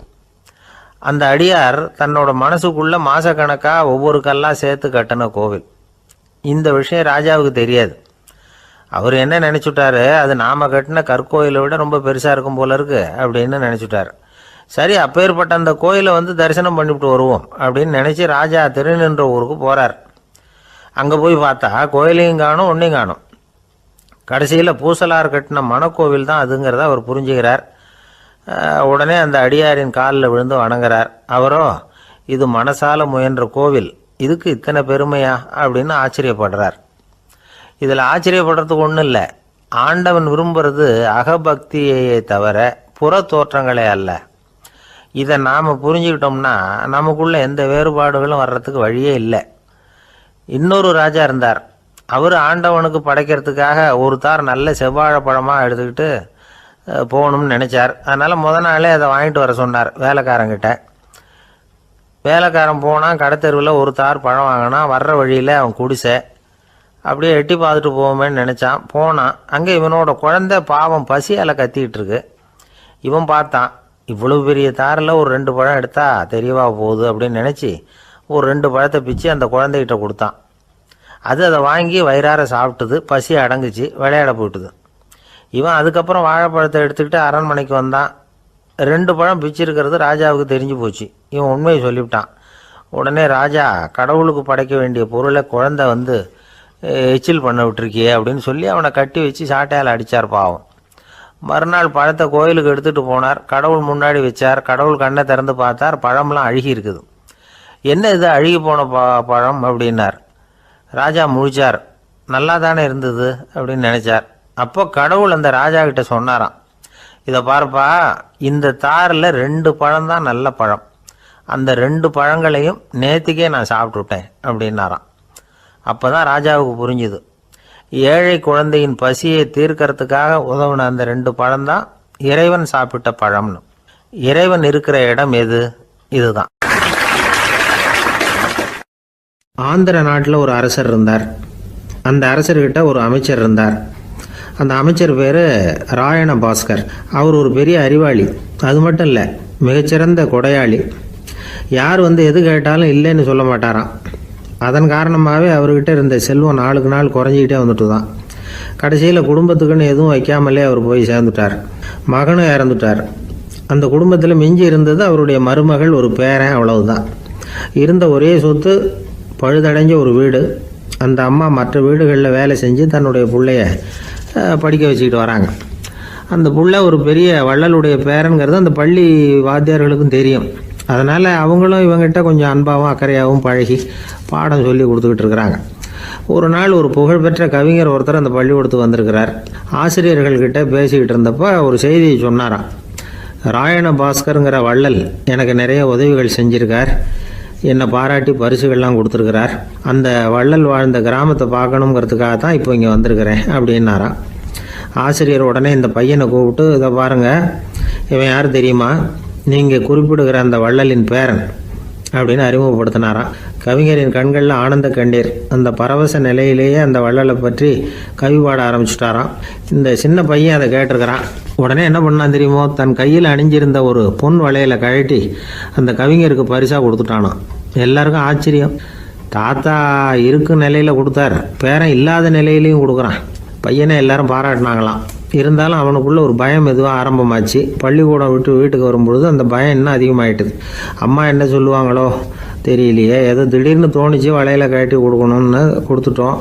குடும்பம் இருக்கிற நிலையில் இப்படி நான் செஞ்சது தப்பா, வீட்டு செலவுக்கே அம்மா எவ்வளவு கஷ்டப்படுறாங்க, வீட்டுக்கு போனதும் என்ன நடக்குமோ தெரியலையே அப்படின்னு நினச்சி பயந்துக்கிட்டே அவன் வீட்டுக்குள்ளே அடி எடுத்து வைக்கிறான். அம்மா கூப்பிட்டு சாப்பாடு போட்டாங்க. அவங்க கண்ணில் படக்கூடாதுங்கிறதுக்காக ஒரு கையை பின்னாடி மறைச்சிக்கிட்டே இருந்தான். அம்மா இதை கவனிச்சிட்டாங்க. ஏய், உன் கையை ஏன் அப்படி வச்சிருக்கிற, உன் கைக்கு என்னாச்சு, ஏதாவது அடிபட்டு போச்சா அப்படின்னு கேட்டுக்கிட்டே கையை எடுத்து பார்க்குறாங்க. வளையல காணலை. வளையல் எங்கே அப்படின்னு கேட்குறாங்க. இவன் தயங்கிக்கிட்டே நடந்ததை சொல்கிறான். அது கேட்டதும் அந்த அம்மாவோட முகம் கோபத்தால் சவுந்து போச்சான். முட்டாளே, என்ன காரியம் பண்ண அப்படின்னு கன்னத்தில் அரைஞ்சிட்டாங்களாம். அம்மா, என்னை அடிக்காத, ஏதோ தெரியாமல் தப்பு பண்ணிட்டேன் அப்படின்ட்டுருக்கான். மகனே, வளையலை கொடுத்ததுக்காக நான் உன்னை அடிக்கலை அப்படிங்க, பின்ன எதுக்கு அடித்தேன்னு கேட்டிருக்கான். உன் பாட்டனார் ஒரு பெரிய வள்ளல், அவர் எதையும் பாதி வேலையை செய்கிறதில்ல, அவருடைய பேரை நீ அரைகுறை வேலை செஞ்சுட்டு வந்திருக்கிற அப்படின்னாங்களாம். என்னம்மா சொல்கிறேன்ருக்கான். நீ ஒரே ஒரு வளையலை மட்டும்தானே கட்டி கொடுத்துருக்குற, கொடுக்குறதா இருந்தால் ரெண்டையும் சேர்த்துல கொடுத்துருக்கணும், அதுதானே உங்கள் தாத்தாவுக்கு பெருமை அப்படின்னாங்களாம். அம்மா, தெரியாமல் இப்படி செஞ்சுட்டேன், உங்கள்கிட்டையும் அரை வாங்கிட்டேன் அப்படி இப்படின்னு அவன் சொல்லியிருக்கிறான். இப்போ அம்மா கொஞ்சம் இருங்க, அந்த கவிஞர் இன்னைக்கு நம்ம ஊரில் தான் தங்கியிருப்பார், நாளைக்கு காலையில் தான் அவர் எங்கே இருக்காருன்னு விசாரித்து இன்னொரு வளையலையும் கொடுத்துட்றேன் அப்படின்ட்டுருக்கான். மகனே, நல்ல செயல்களையெல்லாம் நாளைக்குன்னு ஒத்தி போடாத, நாளைக்கு என்ன நடக்குங்கிறது யாருக்கு தெரியும், இப்போவே போ, எங்கே இருக்காருன்னு பாரு அப்படின்ட்டுருக்காங்க. மகன் புறப்பட்டான். பள்ளி ஆசிரியர்கிட்ட போய் கேட்டானா அந்த கவிஞர் எங்கே இருக்காருன்னு. அவர் சொன்னாராம். உடனே போய் அவர் இருக்கிற இடத்துல கதவை தட்டியிருக்கான். ராத்திரி நேரத்தில் இவனை கண்டதும் அவருக்கு ரொம்ப ஆச்சரியம். இவன் இன்னொரு கை வளையலையும் எடுத்து நீட்டியிருக்கான். அவர் திகைச்சு போய் நிற்கிறார். அவரால் என்ன பண்ணுறதுன்னே தெரியல. ஆனந்த கண்ணீர். இது பெரியவர்கள் கூற கேட்ட ஒரு வரலாறு. இன்றைக்கி இப்படிப்பட்டவங்களை பார்க்க முடியுமா? வறுமை வள்ளல் தன்மையை ஒன்று செய்து விடாதுங்கிறதுக்கு இது ஒரு உதாரணம். ஒருத்தன் இன்னொருத்தனை பார்த்து கேட்டானா, எங்கள் தாத்தா உங்கள் தாத்தாவுக்கு 100 ரூபா கடன் கொடுத்துருக்கிறார், அதை எப்போ திருப்பி கொடுக்க போகிறேன்னு. கவலைப்படாத, எங்கள் பேரன் அதை உங்கள் பேரன்ட்ட திருப்பி கொடுத்துருவான் அப்படின்னு நானா அவன்.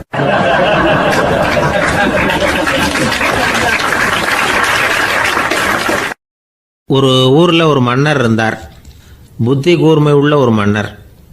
பொதுவாக மன்னர்களுக்கு சந்தேகம் வந்தால் சபையில் உள்ள சான்றோர்கள்கிட்ட கேட்டு தெரிஞ்சுக்கிறது தானே வழக்கம். ஆனால் இங்கே அப்படி இல்லை. மற்றவங்களுக்கு சந்தேகம் வந்தால் மன்னர்கிட்ட கேட்டு தெரிஞ்சுக்குவாங்க. அது மாதிரி கேட்டு தெரிஞ்சுக்கிறதுக்காக ஒரு பெரியவர் ஒரு நாள் வந்தார். அவர் கையில் 3 பொம்மைகள் வச்சுருந்தார். 3 ஒரே மாதிரி பொம்மைகள், கொஞ்சம் கூட வித்தியாசம் தெரியல. ஏது இந்த பொம்மைன்னு கேட்டார் மன்னர். எனக்கு வேண்டியப்பட்ட ஒருத்தங்கிட்ட இருந்து இதை வாங்கிட்டு வந்திருக்கிறேன், நான் தான் அவன்கிட்ட இந்த பொம்மையை செஞ்சு கொடுக்க முடியா கேட்டுக்கிட்டேன்.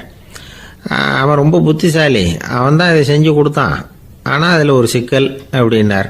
என்ன பிரச்சனைன்னு கேட்டிருக்காரு இவர். நான் அவன்கிட்ட கேட்டது 3 விதமான பொம்மைகளாக இருக்கணும்னு கேட்டேன். அவன் என்னடான்னா 3 ஒரே மாதிரியாக செஞ்சு கொடுத்துட்டான் அப்படின்னார்.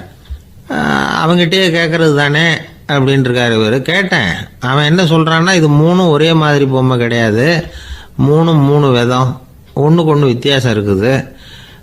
இந்த 3 பொம்மையும் 3 விதமான நண்பர்களுக்கு உதாரணங்கள் அப்படின்னு சொல்கிறான். எனக்கு ஒன்றும் புரியல, அதுதான் உங்ககிட்ட வந்தேன் அப்படின்னார். சரி, அந்த பொம்மைகளை இப்படி கொடுங்க அப்படின்னு வாங்கினார் மன்னர். எடுத்துக்கிட்டு உள்ளே போனார். கொஞ்ச நேரம் கழித்து வெளியில் வந்தார். அதுக்கப்புறம் சொன்னார், இதை பாருப்பா, அவன் சொன்னது சரிதான், 3 விதம் தான். இது இருக்குதே முதல் பொம்மை, இது உத்தமமான நண்பனுக்கு உதாரணம். இந்த ரெண்டாவது பொம்மை இது மத்தியமமான நண்பனுக்கு உதாரணம். அந்த மூணாவது பொம்மை இருக்குதே அது மோசமான நண்பனுக்கு உதாரணம். இதை செஞ்சவன் உண்மையிலேயே பெரிய அறிவாளி தான் அப்படின்னாராம். வந்தவருக்கு ஒன்றும் புரியல. பார்த்தா ஒன்றும் வித்தியாசம் தெரியலையே அப்படின்னு அவன் குழம்பி போய் நிற்கிறான். இப்போது அந்த மன்னர் விளக்கம் கொடுக்குறார். அந்த 3 பொம்மையையும் எடுத்து முன்னாடி வச்சார். ஒரு மெல்லிய கம்பியை கையில் எடுத்தார். அந்த முதல் பொம்மை காதில் விட்டார். கொஞ்ச தூரம் உள்ளே போய் அப்படியே நின்றுட்டுது அந்த கம்பி. அப்புறம் ரெண்டாவது பொம்மை காதில் அந்த கம்பியை விட்டார். அந்த கம்பி என்னாச்சுன்னா அப்படியே அது வாய் வழியாக வெளில வந்தது. மூணாவது பொம்மை காதில் கம்பியை செலுத்தினார். அது நேராக இன்னொரு காது வழியாக வெளியில் வந்தது. இப்போ இந்த முதல் வகை இருக்குதே அது மாதிரியான நண்பர்கள் எப்படி தெரியுமா? நம்ம கஷ்டத்தை அவங்கக்கிட்ட சொன்னால் பேசாமல் கேட்டுக்குவாங்க. வெளியில் அதை யாருக்கிட்டையும் சொல்லிகிட்டு இருக்க மாட்டாங்க. வெளியில் தெரியாமல் நமக்கு உதவி பண்ணுவாங்க. செஞ்சுட்டு அதை நான் தான் செஞ்சேன்னு சொல்லிகிட்டு இருக்க மாட்டாங்க. அதுதான் கம்பி ஒரு காது வழியாக போய் உள்ளே நின்றுட்டுது. ரெண்டாவது பொம்மையில் கம்பி என்னாச்சு, ஒரு காது வழியாக போய் வாய் வழியாக வெளியில் வருது. இது மாதிரியான நண்பர்கள்கிட்ட நாம் கஷ்டத்தை சொன்னால் அதை அவங்க 4 பேர்கிட்ட போய் சொல்லி நமக்காக உதவி கேட்பாங்க. நமக்குன்னு கேட்டு வாங்கி அதை நம்மகிட்ட கொண்டுகிட்டு கொடுப்பாங்க.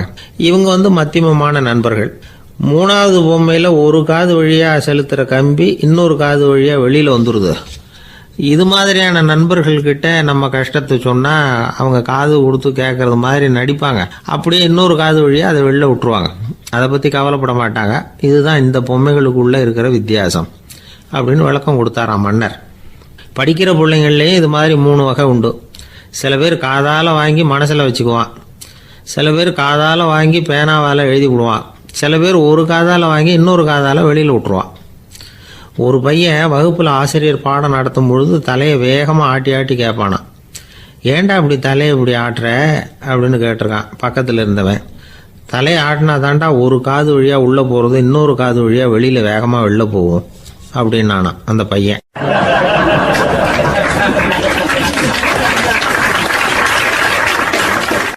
எனக்கு வாழ்க்கையே வெறுத்து போச்சு சார் அப்படின்னு சொல்லிட்டு ஒருத்தர் வந்தார்.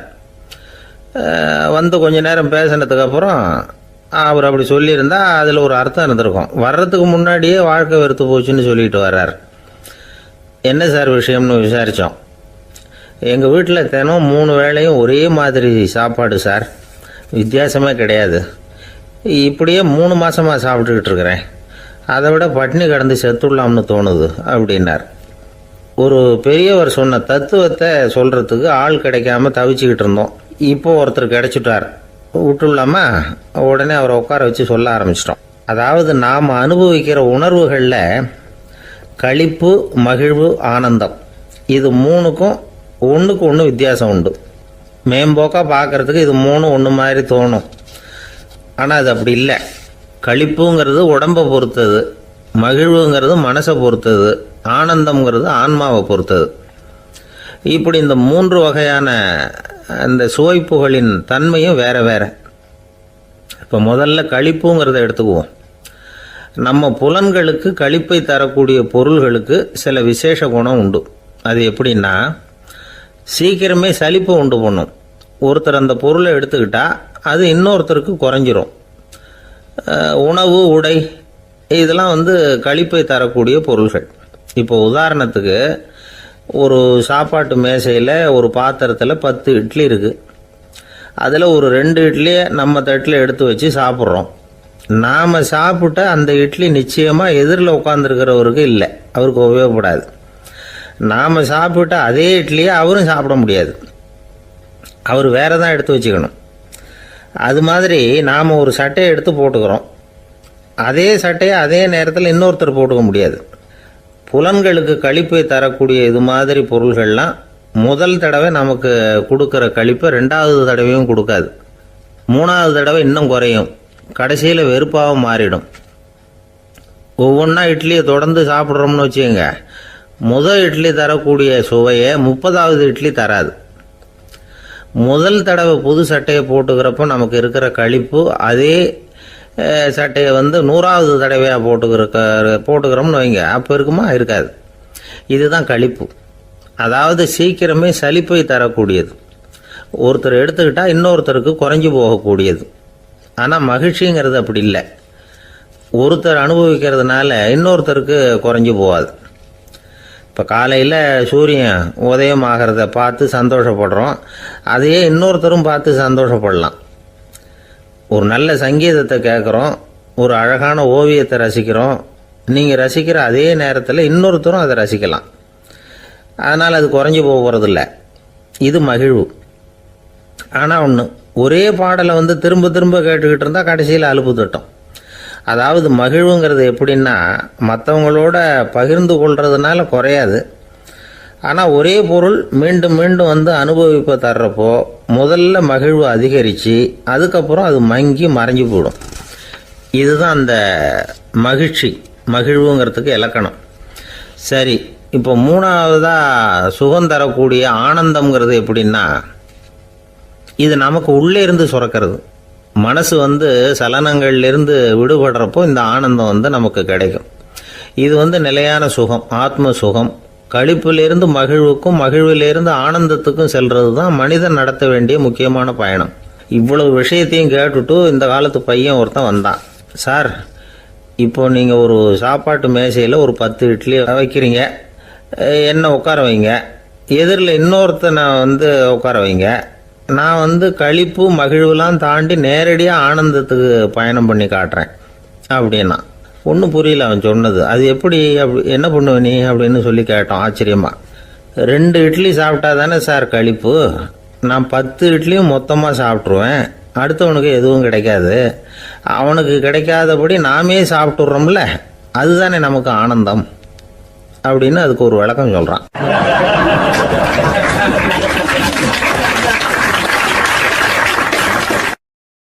இந்த உலகத்தில் மனுஷன் எவ்வளவோ தவறுகள் செய்கிறான். அதுக்கெல்லாம் என்ன காரணம்? அதை பற்றின ஆராய்ச்சி தான் இன்னைக்கு. இதுக்கு ஆராய்ச்சி என்னத்துக்கு, அது தெரிஞ்ச விஷயம் தானே அப்படின்னு நீங்கள் நினைக்கலாம். ஆனால் அப்படி அலட்சியமாக இந்த விஷயத்தை விட்டுறக்கூடாது. பொதுவாக எல்லோரும் நினைக்கலாம், எது சரி எது தவறு அப்படின்னு தெரியாததுனால தான் மனுஷன் தப்பு பண்ணுறான் அப்படின்னு. ஆனால் அப்படி சொல்லிட முடியாது. மனுஷன் தெரிஞ்சே தான் தவறுகள் பண்ணுறான். இப்போ உதாரணத்துக்கு, ஒரு சாலையில் இடது பக்கம் போக வேண்டிய ஒருத்தர் நடுக்கோட்டை தாண்டி வலது பக்கமாக வண்டியை ஓட்டிகிட்டு போகிறாருன்னு வச்சுங்க. என்னப்பா இது தப்பு இல்லையா அப்படின்னு அவர்கிட்ட கேட்டால், அதெல்லாம் எனக்கு தெரியும், நீ உன் வேலையை பார்த்துட்டு போ அப்படிம்பார். வலது பக்கமாக போகிறது தப்புன்னு தெரிஞ்சே தான் அவர் அப்படி செய்கிறார், அப்படி போகிறார். பெரிய உத்தியோகத்தில் இருக்கிறவங்க கூட லஞ்சம் வாங்குறாங்க. அவங்களுக்கெல்லாம் லஞ்சம் வாங்குறது தப்புன்னு தெரியலன்னு அர்த்தம். திருடுறது தப்புன்னு தெரியாமலாம் மனுஷன் திருடுறான், நல்லாவே தெரியும். நீங்கள் வேணும்னா கேட்டு பாருங்கள், வேறு வழி இல்லை அதனால தான் திருடுறேன்பா. திருடுறது ஒரு புண்ணியமான காரியம்னு திருடனே கூட சொல்ல மாட்டான். திருடுறது தவறுங்கிறது திருடனுக்கு தெரியும் அப்படிங்கிறத விளக்கிறதுக்காக ஒரு பெரியவர் ஒரு கதை சொன்னார். அதாவது 2 திருடர்கள் 2 பேரும் சேர்ந்து ஒரு வீட்டுக்கு போய் ஒரு 10,000 ரூபாயை திருடிட்டு வந்துடுறாங்க. ஒரு காட்டு வழியாக வந்துக்கிட்டு இருக்கிறாங்க. இன்னும் விடியல. 2 பேருக்கும் தூக்கம் கண்ணை சுற்றுது. சரி, இப்படியே ஒரு மரத்தடியில் படுத்து தூங்குவோம், காலையில் விடிஞ்சதும் இந்த பணத்தை 2 பேரும் பங்கு போட்டுக்குவோம் அப்படின்னு முடிவு பண்ணுறாங்க. அதே மாதிரி படுத்து தூங்குறாங்க. நடு ராத்திரியில் ஒரு திருடன் முழிச்சுக்கிறான். விடிகிற வரைக்கும் காத்துக்கிட்டு இருந்தால் 5,000 ரூபா தான் கிடைக்கும், இப்போவே கம்பி நீட்டினா 10,000 ரூபா கிடைக்கும் அப்படின்னு யோசித்து பார்த்துட்டு ஒரு முடிவுக்கு வந்தான். மெதுவாக அந்த 10,000த்தையும் சுருட்டிக்கிட்டு அடுத்தவனுக்கு தெரியாமல் ஓடி போயிட்டான். விடியுது. அடுத்தவன் எழுந்திரிச்சு பார்க்குறான். பணத்தையும் காணலை, பாகஸ்தனையும் காணலை. இந்த திருடன் அந்த திருடனை திட்டுறான், திருட்டு பய, அயோக்கிய பய, இப்படி அநியாயமாக கிளப்பிட்டு போட்டானே அப்படிங்கிறான். இதுலேருந்து என்ன தெரியுது? தெரியாமல் எடுத்துக்கிட்டு போகிறது திருட்டு, அயோக்கியத்தனம், அநியாயம் அப்படிங்கிறது இவனுக்கு தெரிஞ்சிருக்குது. அதனால தான் அடுத்தவனை பார்த்து இப்படி திட்டுறான். அதனால் தெரியாததுனால மனுஷன் தவறு பண்ணுறான்னு சொல்கிறது சரியில்லை. அப்படின்னா மனுஷன் பண்ணுற தவறுகளுக்கு உண்மையான காரணம் தான் என்ன? இதே சந்தேகம் அர்ஜுனனுக்கும் வந்துதான். அதனால தான் அவன் பகவானை பார்த்து கேட்குறான், மனுஷன் தன் விருப்பத்துக்கு விரோதமாக ஏதோ ஒரு சக்தியினால பலாத்காரமாக இழுக்கப்பட்டது மாதிரி பாவம் பண்ணுறானே, அந்த சக்தி என்ன அப்படின்னு கேட்குறான். இதுக்கு பகவான் பதில் சொல்கிறார், காமமும் குரோதமும் தான் அந்த சக்திகள், அதாவது ஆசையும் சினமும், இது 2ம் உன்னுடைய எதிரிகள் அப்படிங்கிறத புரிஞ்சுக்கோ அப்படிங்கிறார். இன்னமும் நுணுக்கமாக பார்த்தா காமத்தினுடைய மறு உருவங்கள் தான் குரோதமும் லோபமும். ஆசை நிறைவேறலைன்னா குரோதம், அதாவது கோபம். ஆசை நிறைவேறிட்டதுன்னா லோபம், அதாவது பேராசை. பாவத்தை கண்ட்ரோல் பண்ணணும்னா அதுக்கு மெயின் சுவிட்ச் எது அப்படிங்கிறது இப்போ தான் தெரியுது. அதுக்கு மனுஷன் தெரிஞ்சே தான் தவறு பண்ணுறான் அப்படின்னு பேசிக்கிட்டோமே. அதுக்கு ஒரு உதாரணம். ஒரு ஆள் ஹோட்டலில் சாப்பிட போனான். சாப்பிட்டு முடித்தான். எழுந்திரிச்சு வந்து முதலாளிகிட்ட பில்லை கொடுத்தான். காசை கொடுக்கல. முதலாளி பணம் கொடுன்னு கேட்டார். இவன் என்கிட்ட பணம் இல்லைன்னா. முதலாளி கொஞ்சம் கூட அலட்டிக்கல. உள்ளே இருந்து ஒரு ஆளை கூப்பிட்டார். இவனை கூப்பிட்டுட்டு போய் இட்லி மாவு ஆட்ட சொல்லுன்னார். இவனும் கவலைப்படாமல் உள்ளே போயிட்டான். அப்போது அழைச்சிட்டு போகிற ஆள் கேட்குறான், ஏன் சார் சாப்பிட்றதுக்கு முன்னாடி காசு இல்லைங்கிறது உங்களுக்கு தெரியாதா அப்படின்னு கேட்குறான். தெரியும், காசு இல்லைங்கிறதும் தெரியும், காசு இல்லாமல் சாப்பிட்டா மாவாட்டணுங்கிறதும் தெரியும் அப்படின்னா அந்த ஆள். அப்படின்னா நீங்கள் உங்கள் வீட்லேயே சாப்பிட்ருக்கலாமே அப்படின்னு கேட்குறான் அவன். அதுக்கு இவர் சொல்கிறாரு, அது எப்படி, அங்கே சாப்பிட்டாலும் நான் இதே வேலையை தானே செய்ய வேண்டியிருக்கும் அப்படின்னாராம்.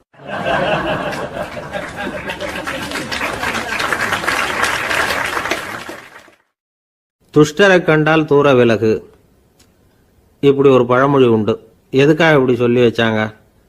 துஷ்டன் ஏதாவது தொந்தரவு கொடுப்பான், அதனால் அவனை கண்டா பயந்துக்கிட்டு ஓடி ஒளிஞ்சிக்கோ அப்படின்னா இதுக்கு அர்த்தம் அப்படி இல்லை. ஒரு துஷ்டன்கிட்ட நெருங்கி போகிறோம்னு வச்சுக்கோங்க, அவன் நமக்கு கெடுதலான ஆலோசனைகள் எதையும் சொல்லலாம், அல்லது அவன் தீய உணர்வுகள் உள்ளவனாக இருக்கலாம், அல்லது தீய செயல்கள் செய்யக்கூடியவனாக இருக்கலாம், அல்லது தீய நட்புனால அவன் ஏற்கனவே கெட்டு போனவனா கூட இருக்கலாம். இப்படிப்பட்டவனை நெருங்கி போனால் அவனோட பாதிப்பு நமக்கும் வந்துடும். அதனால் விலகி போ அப்படின்னு சொல்கிறாங்க. இதையே கொஞ்சம் விவரமாக இப்போ பார்ப்போமே. இப்போ இந்த துஷ்டர்களை 4 வகையாக பிரிக்கிறாங்க.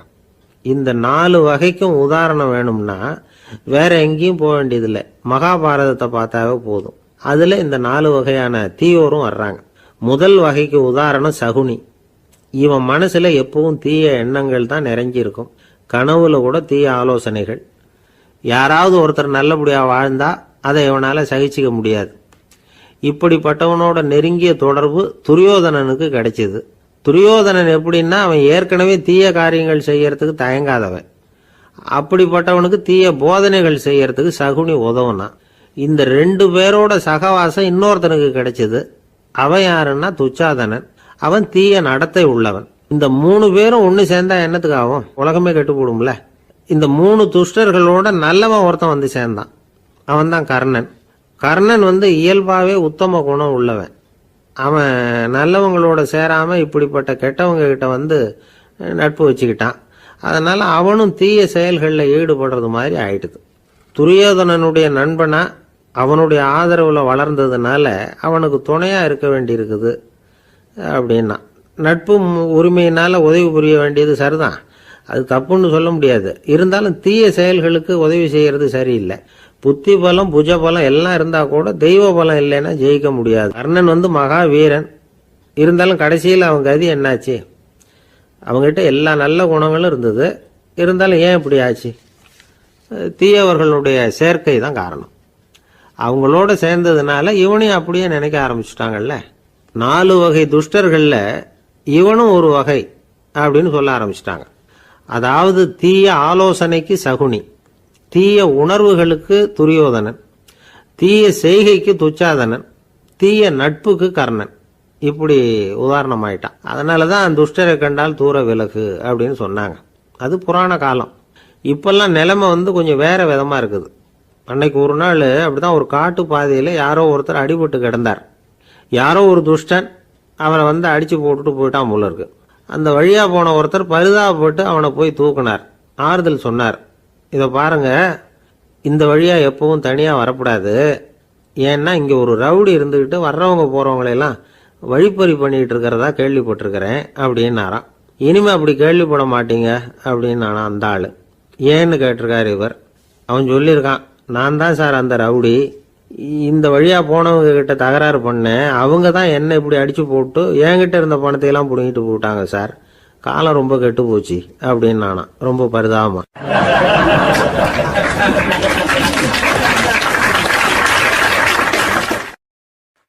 ஒரு ஊரில் ஒரு பெரிய செல்வந்தர் இருந்தார். பணத்துக்கு பஞ்சம் இல்லை. அதனால் இந்த உலகத்தில் முடியாத காரியம் எதுவும் இல்லைன்னு நினைச்சார். பணம் இருந்தாலும் அந்த நினப்பு தானாக வந்துடும். அதனால் இவரும் அப்படி நினச்சதில் ஒன்றும் தப்பு இல்லை. அந்த ஊருக்கு குருநானக் ஒரு தடவை வந்தார். அவருக்கு இந்த செல்வந்தர் ரொம்ப பிரமாதமாக ஒரு வரவேற்பு கொடுத்தார். ஊர் எல்லையிலேயே எங்கள் வீட்டுக்கு வந்து விருந்து சாப்பிட்டுட்டு போகணும்னு கேட்டுக்கிட்டார். அவரும் சரின்னு ஒத்துக்கிட்டார். உடனே தன்னுடைய பங்களாவில் ஒரு பெரிய விருந்துக்கு ஏற்பாடு பண்ணார். குருநானக்கை அழைச்சிட்டு வீட்டுக்கு போனார். உட்கார வச்சார். ஐயா, நான் இந்த ஊர்லேயே ரொம்ப பெரிய வசதி உள்ளவன். என்னால் எல்லாம் முடியும். உங்களுக்காக நான் என்ன செய்யணும்னு சொல்லுங்கள். எதுவாக இருந்தாலும் பரவாயில்ல, எவ்வளவு செலவானாலும் பரவாயில்ல, என்னால் செய்ய முடியும். என்ன செய்யணும்னு சொல்லுங்கள், அது போதும், நான் செய்கிறேன் அப்படின்னு நான் ரொம்ப பணிவா. இதை கேட்டதும் குருநானக் சிந்திச்சார் கொஞ்ச நேரம். அதுக்கப்புறம் தன்னோட சட்டை பைக்குள்ளே கையை விட்டு ஒரு பழைய ஊசி ஒன்று எடுத்தார். அந்த செல்வந்தர்கிட்ட கொடுத்தார். இதை பாருங்கள், இவ்வளவு தூரம் நீங்கள் கேட்கறதுனால சொல்கிறேன். எனக்கு நீங்கள் செய்ய வேண்டிய உதவி இதுதான்னார். ஊசியை கையில் வாங்கிக்கிட்டு இதை என்ன செய்யணும்னு சொல்லுங்க அப்படின்னார் அவர். நீங்கள் செய்ய வேண்டியது என்னென்னா, இந்த ஊசியை பத்திரமா வச்சிருக்கணும். நாம் 2 பேரும் இறந்து போனதுக்கு பின்னாடி இன்னொரு உலகத்தில் நாம் சந்திக்கக்கூடிய வாய்ப்பு இருக்குது. அப்போ இந்த ஊசியை என்கிட்ட கொண்டாந்து கொடுக்கணும். இதுதான் நீங்கள் எனக்காக செய்ய வேண்டிய உதவி அப்படின்னார் குருநானக் லேசாக சிரிச்சுக்கிட்டே. இதை கேட்ட உடனே இந்த பெரியவர் முழிக்க ஆரம்பிச்சிட்டார். அது எப்படிங்க, நான் சாகிறப்ப எப்படி இந்த ஊசியை எடுத்துக்கிட்டு இன்னொரு உலகத்துக்கு வர முடியும்னார். ஊசி மாதிரி ஒரு சின்ன பொருளை கூட இந்த உலகத்தை விட்டு நாம் போகிறப்ப எடுத்துகிட்டு போக முடியாதுங்கிறப்போ உங்களோட செல்வத்தையெல்லாம் எப்படி அங்கே எடுத்துகிட்டு வர போகிறீங்க அப்படின்னு கேட்டார் குருநானக். அதுக்கப்புறம் தான் அந்த பெரியவர் யோசிக்க ஆரம்பித்தாராம். குருநானக் சொல்கிறார், இதை பாருங்கள், நாம் செய்கிற நல்லது கெட்டது தான் கடைசி வரைக்கும் நம்ம கூட இருக்கும். அடுத்தவங்க நல்லா இருக்கணுங்கிறதுக்காக பொருளை செலவு செய்யணும். அப்படி செய்யலைன்னா எந்த பிரயோஜனமும் இல்லை அப்படின்னார். அதுக்கப்புறம் தான் அந்த செல்வந்தரின் அறிவு கண் திறந்து தான். உடனே குருநானக்கை வணங்கினார். ஐயா, என்கிட்ட இருந்த ஆணவம் போயிட்டுது. இனிமேல் என்கிட்ட இருக்கிற செல்வத்தை நல்ல வழியில் செலவழிப்பேன் அப்படின்னாராம். நம்மக்கிட்ட இருக்கிற பணம் எப்பவும் நம்ம கூடவே வந்துக்கிட்டு இருக்காதுங்கிறதுக்கு இது ஒரு உதாரணம். அதுக்காக நாம் பணம் சேர்க்கறத பற்றி கவலைப்பட வேண்டியதில்லை, பேசாமல் படுத்து தூங்கிக்கிட்டு இருந்தால் போதும் அப்படின்னு இதுக்கு அர்த்தம் பண்ணிக்கப்படாது. முறையான வழியில் பணம் சேர்க்கணும், அதை முறையான வழியில் செலவு பண்ணணும். அதனால் ஏற்படக்கூடிய மன நிறைவு இருக்குது பாருங்கள், அது அனுபவித்தவங்களுக்கு தான் தெரியும். சொர்க்கத்துக்கு போகிறவங்க இங்கேருந்து பணத்தை எடுத்துகிட்டு போக முடியாது. ஆனால் நம்ம செல்வத்தை இங்கே மற்றவங்களுக்கு பயன்பட செய்து அதனால் ஏற்படுற புண்ணியம் இருக்குது பாருங்கள், அதை எடுத்துகிட்டு போக முடியுமா. இதுதான் ஆன்மீகவாதிகள்லாம் சொல்கிற கருத்து. ஜான் நியூட்டன் ஒருத்தர், அவர் சொன்னார், நான் எப்போவாவது சொர்க்கத்துக்கு போய் சேர்ந்தேன்னா அங்கே 3 அதிசயங்களை பார்ப்பேன்னார். என்னன்னு கேட்டாங்க. நான் யார் யார் இருக்க மாட்டாங்கன்னு நினச்சிக்கிட்டு இருந்தேனோ அவங்களில் சில பேர் அங்கே இருப்பாங்க, அது ஒரு பெரிய அதிசயம்னார். சரி, அடுத்தது என்ன? 2வது அதிசயம் என்னன்னா, அங்கே இருப்பாங்கன்னு நான் எதிர்பார்த்த சில பேர் அங்கே இருக்க மாட்டாங்க அப்படின்னார். சரி, 3வது பெரிய ஆச்சரியம் என்ன அப்படின்னா, நான் அங்கே இருக்க பாருங்க, அதுதான் அந்த 3வது அதிசயம் அப்படின்னாராம்.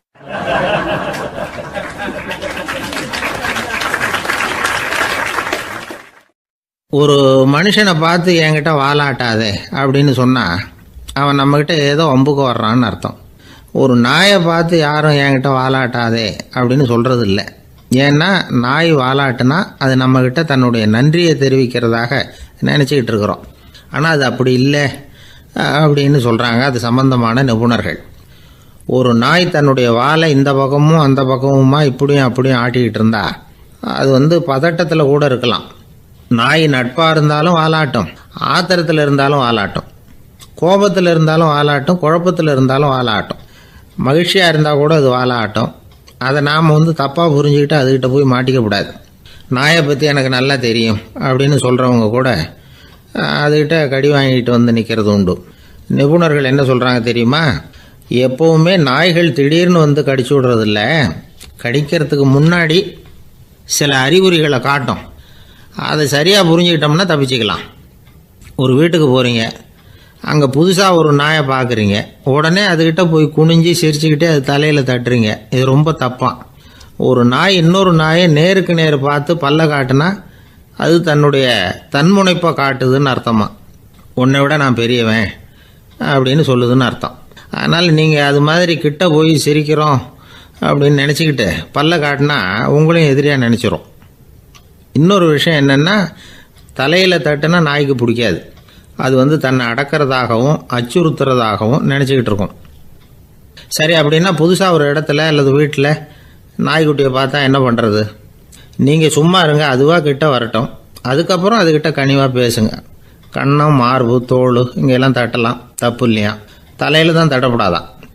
ஒரு நாய் வந்து உங்களை நோக்கி ஓடி வருது, நீங்களும் ஓடுனா அது துரத்த ஆரம்பிச்சிடும். அசையாமல் சில மாதிரி நின்றுடுங்க, அது கிட்ட வராது. அதுக்கு ஆர்வம் இல்லாமல் போயிடும். ஒரு தெருவில் சின்ன பிள்ளைங்க நிறைய பேர் விளையாடிக்கிட்டு இருக்கிறாங்க. அப்போ சில நாய்கள் அங்கே ஓடி வருது. எல்லாரும் ஓடினாங்க. அப்படி ஓடுறப்போ ஒரு பையன் கால் தடிக்க கீழே விழுந்துட்டான். என்னாச்சு தெரியுமா? துரத்திக்கிட்டு வந்த நாய்கள்லாம் கீழே விழுந்தவன ஒன்றும் செய்யலை, அவன்கிட்டே போகல. ஓடிக்கிட்டு இருந்தாங்கல்ல பசங்க, அவங்கள துரத்திக்கிட்டு அவங்க பின்னாடி ஓடிச்சான். அதுதான் நாய்களுடைய சுபாவம். ஒரு நாய் நம்மளை நேருக்கு நேர் முறைச்சி பார்க்குதுன்னு வச்சுங்க, நாமளும் அதை முறைச்சி பார்க்கக்கூடாது. நாம் வேறு பக்கம் எங்கேயாவது பார்க்க ஆரம்பிச்சிடணும். ஒரு நாய் வந்து கோபமாக இருந்ததுன்னா அதோட வால் வந்து உறுதியாக நேராக நிற்கும். ஒரு நாய் பணிந்து போனால் அல்லது பயந்து போனால் அது தன்னோட வாலை காலுக்கு நடுவில் வச்சுக்கும்.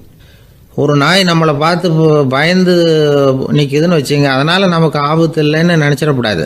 உங்களை பார்த்துட்டு ஒரு நாய் ஒடுங்குச்சுன்னா நீங்கள் விலகி போயிடணும் அப்படின்னு அது நினைக்குது. நிறைய பேர் பயந்து போன நாயால் கடிபடுறாங்க. இவன் நம்மளை விட பெரிய ஆள், மாட்டிக்கிட்டோம், வேறு வழி இல்லை அப்படிங்கிற நினப்பில் தான் நாய் வந்து கடிக்க ஆரம்பிக்குதான். இதே மாதிரி சங்கிலியால் கட்டி போடப்பட்டிருக்கிற நாயும் ஆபத்தானது தான். தொடர்ந்து கட்டி போட்டிருந்தா காலப்போக்கில் அது ஒரு மாதிரி ஆகிடும். நாய் வந்து குழந்தைகளை கடிக்காது அப்படின்னு சில பேர் சொல்லுவாங்க. அதுவும் ஒரு தவறான நம்பிக்கை. அதனால் சின்ன குழந்தைகளை தனியாக நாயோட விளையாட விடக்கூடாது. ஆகக்கூடி நாயை பற்றி நிறைய விஷயம் புரிஞ்சுக்க வேண்டியிருக்குது. ஒருத்தர் தன்னுடைய நண்பர் வீட்டுக்கு போயிருந்தார். அவசியம் எங்கள் வீட்டில் சாப்பிட்டுட்டு தான் போகணும் அப்படின்னு ரொம்ப அன்பாக சொல்லிவிட்டார். அதை மீற முடியல இவரால். சரின்னு உட்காந்துட்டார். சாப்பாடு போட்டாங்க, சாப்பிட ஆரம்பித்தார். அவங்க வீட்டில் கட்டி போட்டிருந்த நாய்க்குட்டி இவர் சாப்பிட்றத முறைச்சி பார்த்துது. ஏன் இப்படி என்ன இது முறைச்சி பார்க்குது உங்கள் வீட்டு நாய்க்குட்டி அப்படின்னு அவர் கேட்டார். அப்போ அவங்க சொன்னாங்களாம், அதுக்கிட்ட ஒரு கெட்ட பழக்கங்க, தன்னோட தட்டில் யார் சாப்பிட்டாலும் அது அப்படி தான் முறைச்சி பார்க்கும் அப்படின்னாரா அவர்.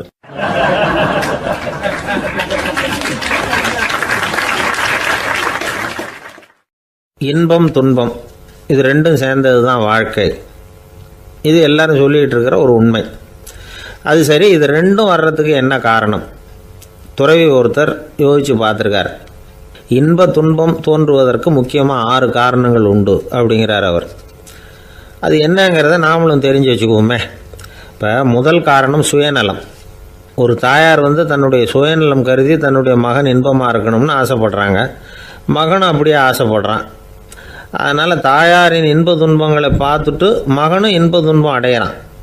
அந்த அம்மாவுக்கும் அதே நிலைமை தான். 2வது காரணம் உறவு. நான் துறவியான பிறகு கூட உறவுங்கிற காரணத்தினால தான் தாயாருடைய சுக துக்கங்களை கண்டு நானும் சுக துக்கம் அடைகிறேன்.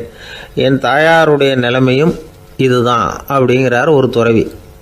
3வது காரணம் என்னென்னா அறிமுகம். எனக்கு அறிமுகமான ஒருத்தரை ரயில் நிலையத்தில் சந்திக்கிறேன். அவர் தன்னுடைய பணப்பையை எங்கேயோ தொலைச்சி விட்டு வருத்தப்பட்டுக்கிட்டு இருக்கிறார். நானும் வருத்தப்படுறேன். அந்த சமயத்தில் யாரோ ஒருத்தர் இதுதானே அவங்க பணப்பை அப்படின்னு சொல்லி கொண்டாந்து நீட்டுறார். பணப்பையை தொலைச்சவர் சந்தோஷப்படுறார், நானும் சந்தோஷப்படுறேன். இது அந்த துறவி சொல்கிற அனுபவம். 4வது காரணம் என்னென்னா கருணை. எனக்கு முன்னே பின்னே தெரியாத ஒருத்தனை யாரோ ஒருத்தன் அடித்து காயப்படுத்தி போடுறான். கருணை காரணமாக நான் அதுக்காக துக்கப்படுறேன். 5வது காரணம் எதையும் நம்புறது. ஒரு பசுமாட்டை ஒரு முரணை அடிச்சுக்கிட்டு இருக்கிறான் அப்படின்னு ஒருத்தர் வந்து நம்மகிட்ட சொல்கிறாருன்னு வைங்க, உடனே நான் துக்கப்படுறேன். இன்னொருத்தர் வந்து அந்த முரணனை போலீஸ்காரங்க பிடிச்சிட்டு போயிட்டாங்கன்னு சொல்கிறாரு, நான் உடனே சந்தோஷப்படுறேன். 3வதாக ஒருத்தர் வந்து முதல் 2 பேரும் சொன்னது பொய்யுங்கிறார். அப்போ நான் இன்ப துன்பம் ரெண்டுமே இல்லாமல் நிம்மதியாக இருக்கிறேன். இது ஒரு விதம்.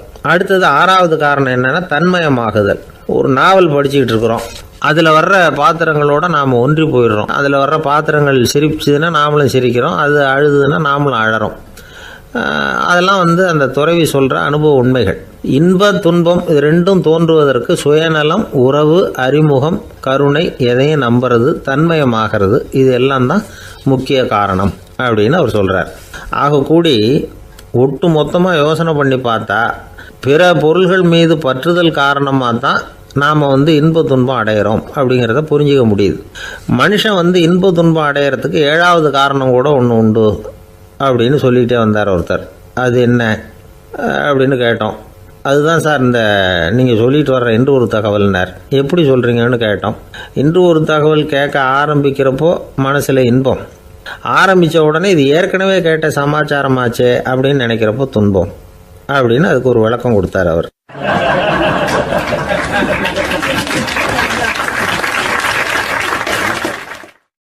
இன்றைக்கு பல பேர் உயில் எழுதி வைக்கிறாங்கல்ல. இந்த உயில்னா என்ன? அதாவது ஒரு நபர் தனக்கு பின்னாடி தன்னுடைய சொத்துக்கள் யாருக்கு போய் சேரணும்னு நினைக்கிறாரோ அந்த நினைப்பை சட்டப்படி உறுதிப்படுத்துறது தான் உயில். சரி, உயிலை யார் எழுதலாம்? 18 வயசு பூர்த்தியான யாரும் உயில் மூலமாக சொத்துக்களை விநியோகிக்கலாம். கண் பார்வை இல்லாதவங்க, காது கேளாதவங்க, வாய் பேச முடியாதவங்க, இவங்கெல்லாம் கூட உயில் எழுதி வைக்கலாம். புத்தி சுவாதீனம் இல்லாதவங்க கூட சில சமயம் புத்தி தெளிவாக இருந்தால் உயில் எழுதலாமா. குடிபோதையில் இருக்கிறவங்க, தாங்கள் என்ன செய்கிறோங்கிறது தெளிவாக அறிய முடியாதவங்க, நோய் நொடியில் இருக்கிறவங்க, இவங்கெல்லாம் உயில் எழுத முடியாது. ஒருத்தரை நிர்பந்தப்படுத்தி ஏமாற்றி அல்லது சுய நினைவில்லாத ஒருத்தர்கிட்ட எழுதி வாங்கி வைக்கிற உயில் செல்லாது. உயிலை இந்த முறையில் தான், இந்த படிவத்தில் தான் எழுதணும்னு சட்டத்தில் விதி எதுவும் கிடையாது. இதுக்கு முத்திரை கட்டணமும் கிடையாது. உயிலை வெற்று காகிதத்தில் எழுதலாம். அச்சு அடிக்கணும், டைப் அடிக்கணுங்கிற அவசியம் கூட இல்லை. கையாலேயே கூட எழுதலாம். எழுதி இருக்கிறது புரியணும், அவ்வளவுதான். குறைந்தபட்சம் 2 சாட்சிகளை வச்சுக்கிட்டு உயில் எழுதுகிறவர் அதில் கையெழுத்து போடணும். கையெழுத்து போட தெரியாதுன்னா இடது கை பெருவிரல் ரேகை வைக்கலாம். உயில் சாசனத்துக்கு சாட்சிகள் கையெழுத்து இல்லைன்னாலும் அது செல்லாது. அப்புறம் ப்ரிவிலேஜ்டு வில் அப்படின்னு இருக்கு. அதுக்கு மட்டும் சாட்சிகள் தேவையில்லை. அது என்னென்னா, இந்த விமானப்படை, கப்பல் படை அல்லது யுத்தத்தில் பணிபுரியும் நபர்கள் அவங்கெல்லாம் இருக்கிறாங்க இல்லையா, அப்படிப்பட்டவங்க எழுதுகிற உயில் அது. அதுக்கு சில விசேஷ சலுகைகள் உண்டு.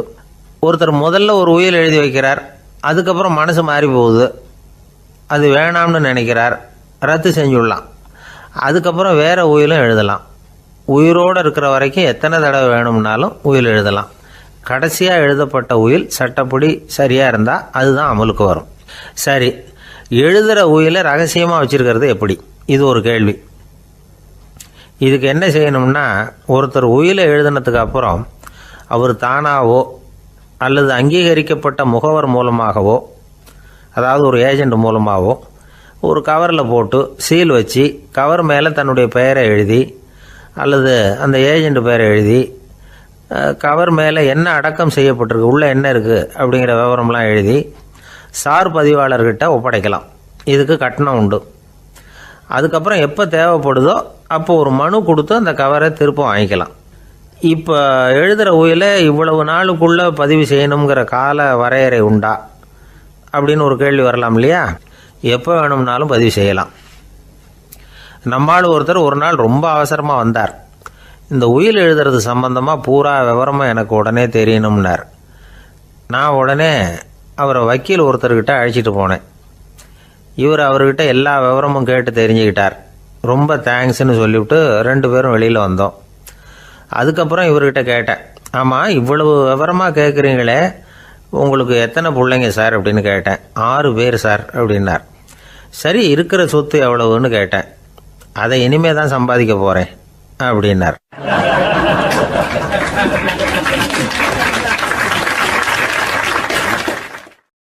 வயிறு பசிக்குதேங்கிறது சிலரோட கவலை, வயிறு பசிக்க மாட்டேங்குதே அப்படிங்கிறது சில பேரோட கவலை. 2 விதமான கவலைக்கும் வயிறு தான் காரணமாக இருக்குது. வயிறு பசிச்சதுன்னா அது இயற்கை, வயிறு பசிக்கலைன்னா அது வியாதி. ஆனால் பசியையும் நாம் பசிப்பிணி அப்படின்னு தான் சொல்லுவோம். என்ன காரணம்? வியாதியை போக்க வேண்டியது எவ்வளவு முக்கியமோ அதை விட முக்கியம் பசியை போக்க வேண்டியது. ஒரு சமுதாயத்தில் பசிப்பிணியே இருக்கக்கூடாது, அதுதான் நல்ல சமுதாயம். பசியை போக்கணும்னா சாப்பாடு போடணும், பசியின்மையை போக்கணும்னா வைத்தியம்தான் பண்ணணும். இது சம்பந்தமாக எவ்வளவோ ஆராய்ச்சிகள் நடக்குது, நிறைய மருந்து கண்டுபிடிச்சிருக்கிறாங்க. நம்ம உடம்புல பசியை தூண்டக்கூடிய பகுதி எது, இதை முதல்ல தெரிஞ்சுக்கணும் இல்லையா? நாம் சாப்பிட்ற ஆகாரம் செரிக்கிறதுக்கு எது காரணம் தெரியுமா? நம்ம மூளையோட பின்பகுதி தான் அதுக்கு காரணமாக இருக்குதான். மூளையின் பின்பகுதியில் நரம்பு செல்களால் ஆன 2 வகையான ஆரக்சின்கள் தான் பசியை உண்டாகுது அப்படின்னு கண்டுபிடிச்சிருக்கிறாங்க. 2 ஆய்வாளர்கள் இதை கண்டுபிடிச்சிருக்காங்க. அவங்க 2 பேரும் டெக்சாஸ் பல்கலைக்கழகத்தில் ஹார்வர்டு ஹக்ஸ் மருத்துவ கல்வி நிலையத்தில் பணிபுரிகிறவங்களாம். உண்பது தேவைங்கிறது உணரப்படும் போது மூளையின் அந்த குறிப்பிட்ட பகுதி ஆரக்சின் அப்படிங்கிற ஹார்மோன்களை சுரக்கும். அது பசி உணர்வை தூண்டும் அப்படிங்கிறது தான் அந்த ஆய்வாளர்களின் கண்டுபிடிப்பு. இந்த ஆரக்சின் வேறு சில உயிரினங்கள்லேயும் உண்டு. இப்போ எலிகளில் கூட இது இருக்குது. அதனால் எலிகளை வச்சு இது சம்பந்தமாக ஆராய்ச்சி பண்ணாங்க. எலிகள் உடம்பில் ஆரக்சினை செலுத்தி பார்த்தாங்க. உடனே என்னாச்சு தெரியுமா? அந்த எலியெல்லாம் பசியால் துடிக்க ஆரம்பிச்சுட்டுது. எதையாவது தின்னு பசியை தீர்த்தா போதுங்கிற அளவுக்கு அந்த எலிகள்லாம் அல்லாட ஆரம்பிச்சுட்டுது. இயல்பாக சாதாரணமாக அந்த எலிகள் எவ்வளவு சாப்பிடுமோ அது மாதிரி 8 முதல் 10 மடங்கு அதிகமான ஆகாரத்தை 1 மணி நேரத்துக்குள்ளே சாப்பிட்டு தீர்த்துட்டு தான். சில எலிகளின் மூளையில் இந்த ஆரக்சின் அளவை கட்டுப்படுத்தி பார்த்துருக்குறாங்க. உடனே என்னாச்சு தெரியுமா? அதெல்லாம் சாப்பாட்டை கண்டா முகத்தை திருப்பிட்டு போக ஆரம்பிச்சுட்டு தான். அந்த எலிகளுக்கு பசி எடுக்கலையாம். இந்த ஆராய்ச்சியின் அடிப்படையில் பசியை எடுக்காமல் இருக்கிற மனிதர்களுக்கும் பசியை தூண்ட முடியும் அப்படின்னு சொல்லி ஆராய்ச்சியாளர்கள் தெரிவிச்சிருக்கிறாங்க. ஆக ஆரக்சின் தான் பசிக்கு காரணம்ங்கிறது தெரிஞ்சு போச்சு. சரி, இந்த ஆரக்சின் அப்படின்னா என்ன? அது ஒரு கிரேக்க சொல். அதுக்கு பசின்னு அர்த்தம். நம்ம ஆளுங்களுக்கெல்லாம் பசியை தூண்டுறதுக்கு மருந்து தேவையில்லை, பசியை குறைக்கிறதுக்கு தான் மருந்து தேவை. ஒரு அம்மா டாக்டரை தேடி வந்தாங்களாம். டாக்டர், எங்கள் வீட்டுக்காரருக்கு திடீர்னு அகோர பசி, நிறைய சமைச்சு போடுறேன், அவ்வளவையும் சாப்பிட்டுட்டு கீழே கிடக்கிற குப்பை கூலங்களையும் எடுத்து சாப்பிட ஆரம்பிச்சுட்றார், இது என்னன்னு கவனித்து பாருங்கள் அப்படின்னாங்களாம். எவ்வளோ நாளாக அப்படி இருக்குதுன்னு கேட்டிருக்காரு டாக்டர். 1 வாரமாக அப்படி இருக்குதுன்னாங்களாம். இவ்வளவு நாளாக ஏன் சும்மா இருந்தீங்க? ஆரம்பத்திலே இங்கே அழைச்சிட்டு வர வேண்டியது தானே அப்படின்னாரான் டாக்டர். அது ஒன்றும் இல்லை டாக்டர், வீடு பூரா சுத்தமாகட்டுமேன்னு பார்த்துக்கிட்டு இருந்தேன் அப்படின்னாங்களாம் அந்த அம்மா.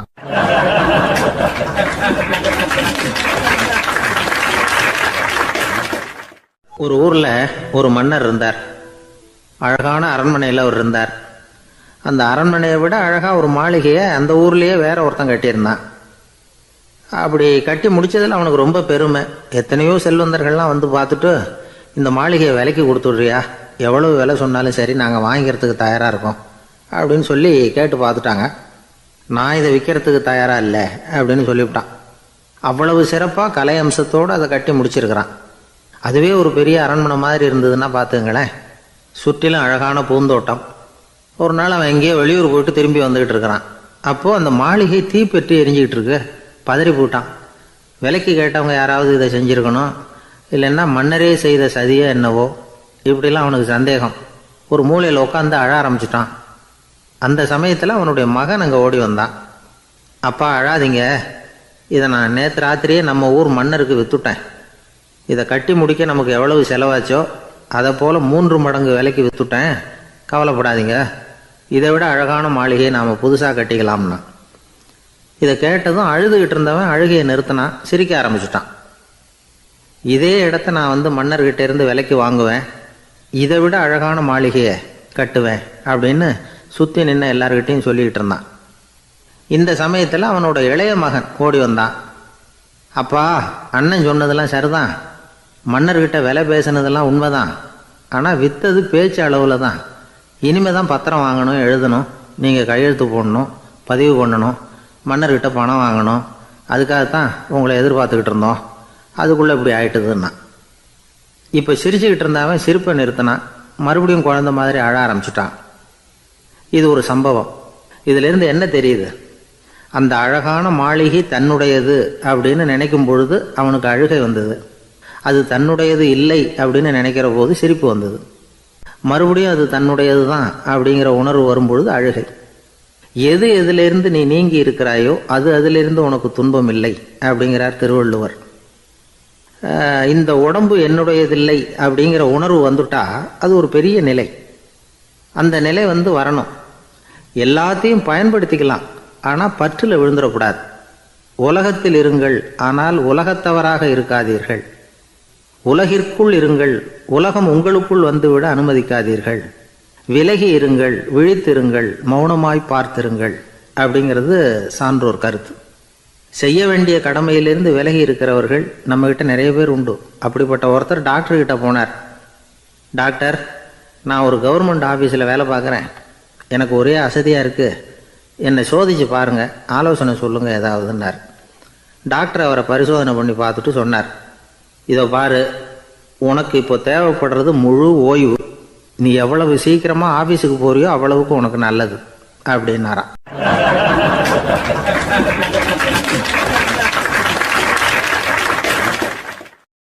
ஒரு மாணவனை பார்த்தேன். என்ன தம்பி படிப்புலாம் எப்படி இருக்குது அப்படின்னு விசாரித்தேன். அவன் ரொம்ப அழுத்துக்கிட்டான். நான் நல்லா தான் சார் படிக்கிறேன், இருந்தாலும் புத்தியில் சரியாக ஏற மாட்டேங்குது சார் அப்படின்னா. சரி, இவனும் நம்ம ரகம்தான் அப்படின்னு சொல்லி முடிவு பண்ணிக்கிட்டோம். கல்வி கற்கக்கூடிய ஒரு மாணவன் சம்பந்தப்படுற புத்திகள் பல வகை. அதை பற்றி ஒரு பெரியவர் விளக்கி இருக்கிறார். மிருத்து புத்தின்னு ஒன்று இருக்குதான். மிருத்துன்னா மண்ணால் செவுறு கட்டுறோம்ல, மண் சுவரில் ஆணி அடிக்கிறதும் சுலபம், அதை பிடுங்கி எடுக்கிறதும் சுலபம். அது மாதிரி சில பேர் குரு சொல்லி கொடுக்குறத சுலபமாக கேட்டு தெரிஞ்சு வச்சுக்குவாங்க, கொஞ்ச நேரத்தில் சுலபமாக மறந்தும் போயிடுவாங்க. இது மிருத்து புத்தின்னு பேர், மண் புத்தி. தாரு புத்தின்னு ஒன்று உண்டான். தாருன்னா மரம். அதில் பச்சை மரத்தில் ஆணி அடிக்கிறது சுலபம், ஆனால் அதை எடுக்கிறது கஷ்டம். அது மாதிரி ஆசிரியர்கிட்டேருந்து கேட்டதை கவனமாக மனசில் பதிய வச்சுக்கிட்டு அதை மறக்காமல் இருக்கிறது தாரு புத்தி. பட்டை மரமாக இருந்தால் அதில் ஆணி அடிக்கிறதும் கஷ்டம், அடிக்கிற ஆணியும் சீக்கிரம் நழுவிடும். அது மாதிரி கேட்குற விஷயம் மனசில் பதியறதும் கஷ்டம். அப்படியே பதிஞ்சாலும் அது நீடிச்சு இருக்கிறதும் கஷ்டம், கொஞ்ச காலத்தில் மறந்துடும். இன்னொரு வகை புத்தி ஒன்று உண்டு, அதுக்கு பேர் சிலா புத்தின்னு பேர்.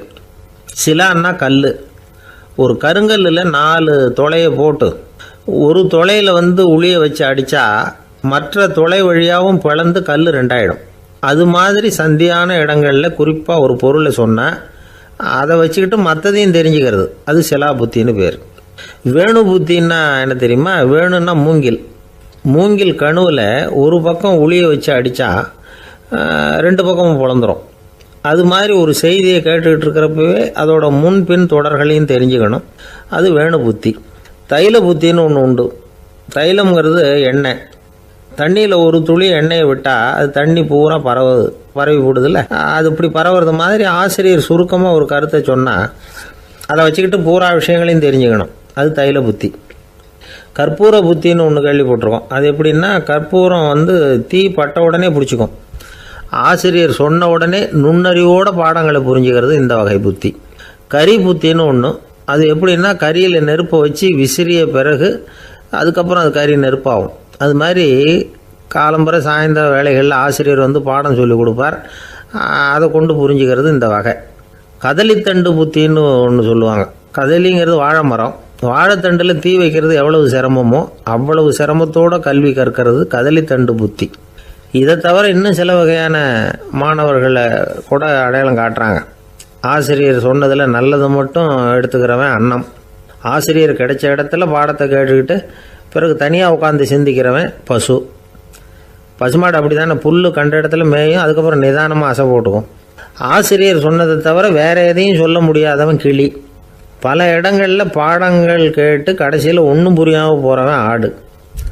ஆடு ஒரு செடியில் வயிறார மேயாது, ஒரே செடியில் இக்கரைக்கு அக்கறை பச்சைன்னா அங்கேயும் இங்கேயும் அலைஞ்சிக்கிட்டே இருக்கும். சில பேருக்கு எருமைன்னு பேர். எருமை எப்படின்னா குளத்து நீரை கலக்கி தான் குடிக்கும்.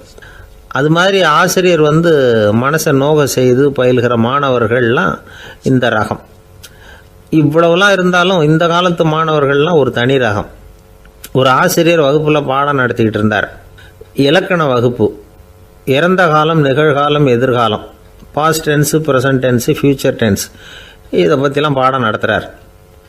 எல்லாம் சொல்லி கொடுத்துட்டு இப்போ நான் ஒரு வாக்கியம் சொல்லுவேன், அது என்ன காலம் அப்படிங்கிறத நீங்கள் சொல்லணும்னார் ஆசிரியர். சரின்னாங்க மாணவர்கள்லாம். நான் நாளைக்கும் பாடம் நடத்த போகிறேன், இது என்ன காலம் அப்படின்னு கேட்டார் ஆசிரியர். அதாவது நான் நாளைக்கும் பாடம் நடத்த போகிறேன், இந்த வாக்கியம் என்ன காலம்னு கேட்டார். ஒரு பையன் மெதுவாக எழுந்திரிச்சு சொன்னான், இது எங்கே போதாத காலம் சார் அப்படின்னு சொல்லிவிட்டு உட்காந்துட்டானா.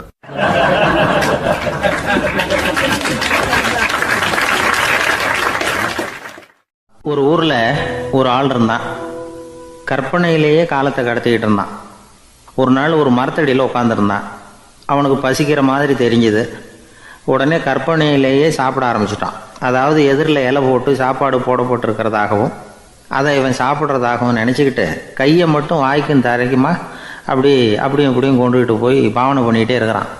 தூரத்தில் இருந்து பார்க்குறவங்களுக்கு இவன் ஏதோ பலமான விருந்து சாப்பிட்டுக்கிட்டு இருக்கிறான் அப்படின்னு தான் தோணும். அது மாதிரியே பண்ணிக்கிட்டு இருந்தான். அந்த வழியாக ஒரு சன்னியாசி வந்துக்கிட்டு இருந்தார். இவனை பார்த்தார். என்ன இவன் இப்படி பண்ணிகிட்டு இருக்கிறானே அப்படின்னு நினச்சாரு. கொஞ்ச நேரம் அவனையே உத்து பார்த்துக்கிட்டு இருந்தார். இவரை பார்த்ததும் அவன் இன்னமும் சுவாரஸ்யமாக சாப்பிட ஆரம்பிச்சிட்டான். அப்பப்பா, என்ன இது, இந்த குழம்பு இவ்வளவு காரமாக இருக்குது, என்னுடைய நாக்கே எரிஞ்சு போடும் போல இருக்கு அப்படின்னு சொல்லிக்கிட்டு பக்கத்தில் ஒரு குவளையை எடுத்து தண்ணி குடிக்கிறது மாதிரி பாவனை பண்ணுறான். அப்பாடா, இப்போ கொஞ்சம் பரவாயில்ல அப்படின்னு சொல்லிக்கிட்டு குவளையை கீழே வைக்கிறது மாதிரி ஒரு பாவனை பண்ணுறான். சன்னியாசி பார்த்தார். என்னப்பா, சாப்பாட்டில் காரம் அதிகமோ அப்படின்னார். ஆமாம் சுவாமி, ஞாபகம் மறதியில் கொஞ்சம் மிளகாய் அதிகமாக சேர்த்துக்கிட்டேன் அப்படின்னா. சரி சாப்பிடு அப்படின்னு சொல்லிட்டார். அவன் சாப்பிட்டு முடிக்கிற வரைக்கும் பொறுமையாக உட்காந்துருந்தார். அவன் அப்பாடா அப்படின்னு சொல்லிட்டு மறுபடியும் தண்ணியை எடுத்து குடித்தான். எல்லாம் கற்பனையிலேயே. அதுக்கப்புறம் சன்னியாசி பேச ஆரம்பித்தார். இதை பாருப்பா, உன்னுடைய கற்பனையை நான் மெச்சுறேன். இருந்தாலும் உன் சாப்பாட்டில் ஒரு இனிப்பையும் வச்சுருக்கலாமே, ஏன் மிளகாயை அளவுக்கு அதிகமாக போட்டுவிட்டு அவஸ்தைப்படுறேன் அப்படின்னார். அவன் யோசிக்க ஆரம்பித்தான். அதுக்கப்புறம் இவர் சொன்னார், இதை பாருப்பா, இனிமேல உன்னுடைய கற்பனையும் உயர்ந்ததாக இருக்கட்டும் அப்படின்னு உபதேசம் பண்ணிவிட்டு போனார். எப்பவும் உயர்வை பற்றியே சிந்திக்கணும். உயர்வு கிடைக்கலன்னா கூட அப்படி சிந்திக்கிறத நிறுத்தப்படாது அப்படிங்கிறார் திருவள்ளுவர். உள்ளுவது எல்லாம் உயர் உள்ளல், மற்ற அது தள்ளினும் தள்ளாமை நேர்த்து. ஊக்கம் இல்லாமல் உலகத்தில் வாழ்ந்து பிரயோஜனம் இல்லை. அதனால் உயர்வாகவே சிந்திக்கணும். அது நம்மளை ஊக்கப்படுத்தும். இது பெரியோர் வாக்கு. இந்த உலகத்தில் கற்பனையிலேயே வாழ்கிற சில கஞ்சர்களும் உண்டு. அதாவது 2 கஞ்சர்கள், 2 பேரும் பக்கத்து ஊரில் இருந்தாங்க. பொங்கல் சமயம் ஒரு கஞ்சன் தன்னுடைய மகனை கூப்பிட்டான்.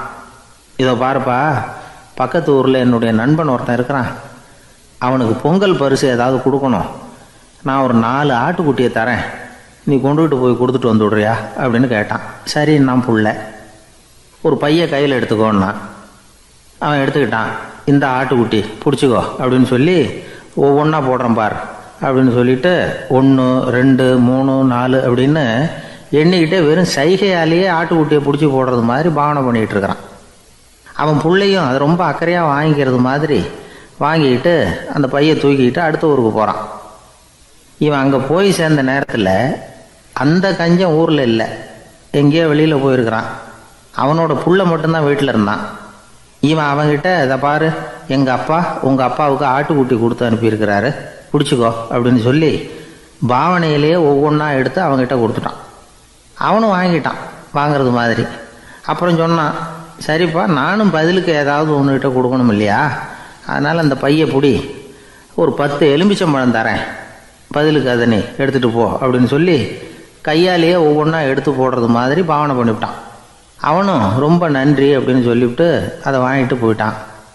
கொஞ்ச நேரம் கழித்து வெளியில் போயிருந்த அப்பங்காரன் திரும்பி வந்தான். உள்ள சொன்னான், அப்பா, உன்னோட நண்பர் அவருடைய மகன் மூலமாக உனக்கு 6 ஆட்டுக்குட்டி கொடுத்து அனுப்பியிருந்தார், நானும் பதிலுக்கு ஒரு 10 எலுமிச்சம்பழம் கொடுத்து அனுப்பியிருக்கிறேன் அப்படின்னா. எப்படிடா கொடுத்தேன்னு கேட்டார் அப்பா. இப்படி தான் கொடுத்தேன்னு சொல்லி சைகையிலேயே காட்டினான். இதை பார்த்ததும் அப்பங்காரனுக்கு பயங்கரமாக கோபம் வந்துட்டுது. பலார்னு அரைஞ்சுட்டான் பையனு. ஏன்ப்பா அரைஞ்ச, 10 எலுமிச்சம்பழம் கொடுத்துட்டேனே அப்படிங்கிறதுக்காகவா அப்படின்னு கேட்டான். அது கூட பரவாயில்ல, நீ காட்டுற சைகையை பார்த்தா ஆரஞ்சு பழம் சைஸுக்கு இருக்குதே, அவ்வளவு பெருசாக ஏன் கொடுத்த, அதுதான் எனக்கு கோபம் அப்படி.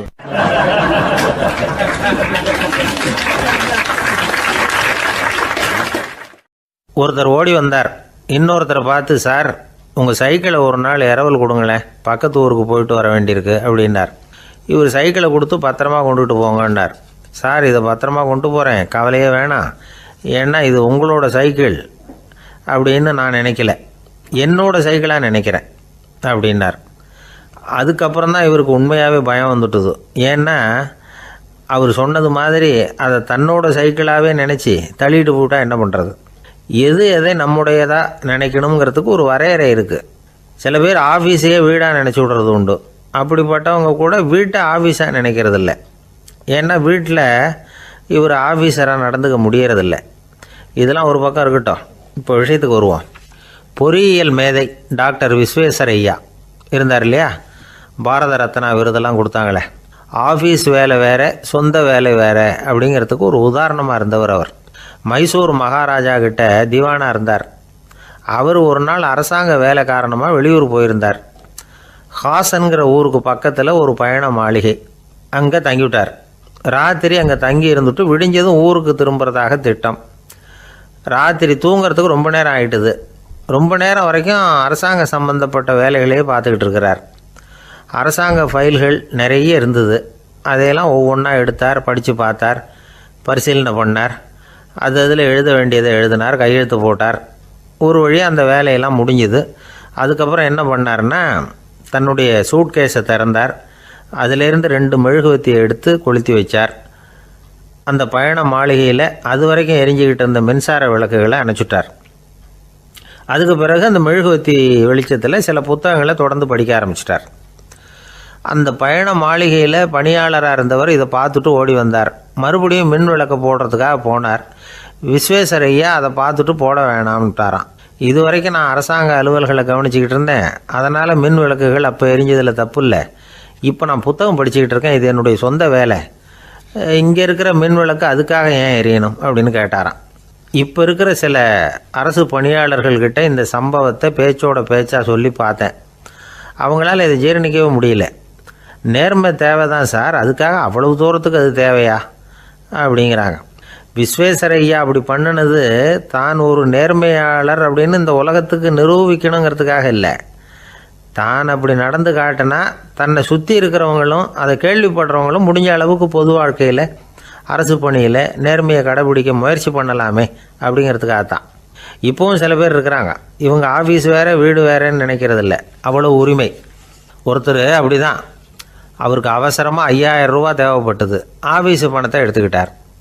அந்த நேரம் பார்த்து ஆடிட் வந்துட்டுது. ஆப்பிட்டுக்கிட்டார். விசாரணை நடக்குது. அவர் சொல்கிறார், சார் நான் நேரம் காலம் பார்க்காம ஆஃபீஸில் வேலை செய்வேன். ஏன்னா அதை என்னோடய ஆஃபீஸாக நினைக்கிறேன். அவசரத்துக்கு அந்த பணத்தை எடுத்தேன், மறுபடியும் வச்சுடலாம்னு தான் இருந்தேன். அதுக்குள்ளே இப்படி ஆகிட்டுது.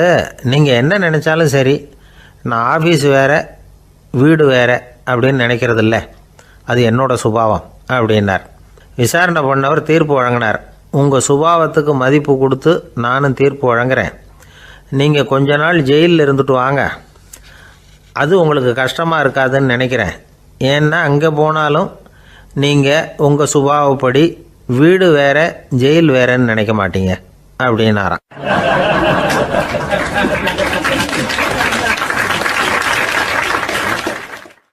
ஒரு நண்பர் யாருக்கோ ஃபோன் பண்ணிகிட்டு இருந்தார். அவர் பேசி முடித்ததும் நான் அவரை பார்த்து, இப்போ ஃபோன் பண்ணிங்களே, அந்த ஃபோன் நம்பர் என்ன அப்படின்னு கேட்டேன். அவர் தலையை சொரிஞ்சுக்கிட்டார். ஞாபகம் வரலன்னார். சரி சார், அதை விடுங்க, உங்கள் மனைவி பேர் என்ன அப்படின்னு கேட்டேன். மாலதின்னார். என்ன சார் இது வேடிக்கை, கொஞ்ச நேரத்துக்கு முன்னாடி பேசின ஃபோன் நம்பர் மறந்து போச்சு. எப்போவோ கல்யாணம் பண்ணிக்கிட்ட மனைவி பேர் மறக்கலை, அதை கரெக்டாக சொல்லிவிட்டீங்களே அப்படின்னு கேட்டேன். அவர் என்ன ஒரு மாதிரியாக பார்த்தார். அவர் அப்படி என்னை பார்த்ததில் ஒன்றும் தப்பு இல்லை. ஏன்னா நாம் எல்லாருமே அப்படித்தானே, ஒரு குறிப்பிட்ட காரியத்துக்காக தொலைபேசியில் ஒருத்தட்ட பேசுகிறோம். அதுக்கப்புறம் அந்த எண் நமக்கு அனாவசியம், அதனால் மறந்துடுறோம். இதுக்கு பேர் தான் தற்காலிக ஞாபகம். ஆனால் மனைவி பேரை மறந்துட முடியுமா? முடியாது. அது அவசியமான ஒன்று. அடிக்கடி அந்த பேரை உபயோகப்படுத்துகிறோம். அதனாலேயும் அது முக்கியங்கிறதுனாலேயும் அதை மறக்கறதில்ல. இதுக்கு பேர் நிரந்தர ஞாபகம். சரி, இந்த தற்காலிக ஞாபகம், நிரந்தர ஞாபகம், இது 2 ஞாபக அளவுகளையும் கட்டுப்படுத்துறது எது அப்படின்னா மூளைக்குள்ளே நடக்கிற மின்சார நடவடிக்கைகள் தான். தற்காலிக ஞாபகம் ஒரு மின்னல் மாதிரி தோன்றி மறையுது. நிரந்தர ஞாபகம் ஒரு படிவம் போல் மூளையில் படிஞ்சுடுது. ஒரு சம்பவத்தின் பல பிரதிகள் மூளையில் பல்வேறு பகுதிகளிலேயும் படிகிறதுனால ஒன்று மறைஞ்சாலும் மறந்தாலும் இன்னொன்று மறையறதில்ல.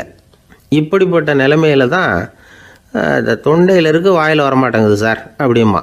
ஒருத்தருக்கு எந்த துறையில் ஆர்வமும் ஈடுபாடும் அதிகமோ அது சம்பந்தமான ஞாபக சக்தி அதிகமாக இருக்கும். தொழிலை விரும்புகிற ஒரு டெலிஃபோன் ஆப்ரேட்டருக்கு எண்கள்லாம் நல்ல ஞாபகம் இருக்கும். அது மாதிரி கவிஞர்களுக்கு வார்த்தைகள் நல்ல ஞாபகத்தில் இருக்கும்.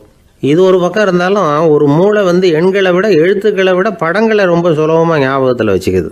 புரிஞ்சுக்கிற தன்மை, அனுபவம், புத்தி கூர்மை இது கூடி குறையிறத பொறுத்து ஞாபக சக்தியும் ஏறும் இறங்கும்.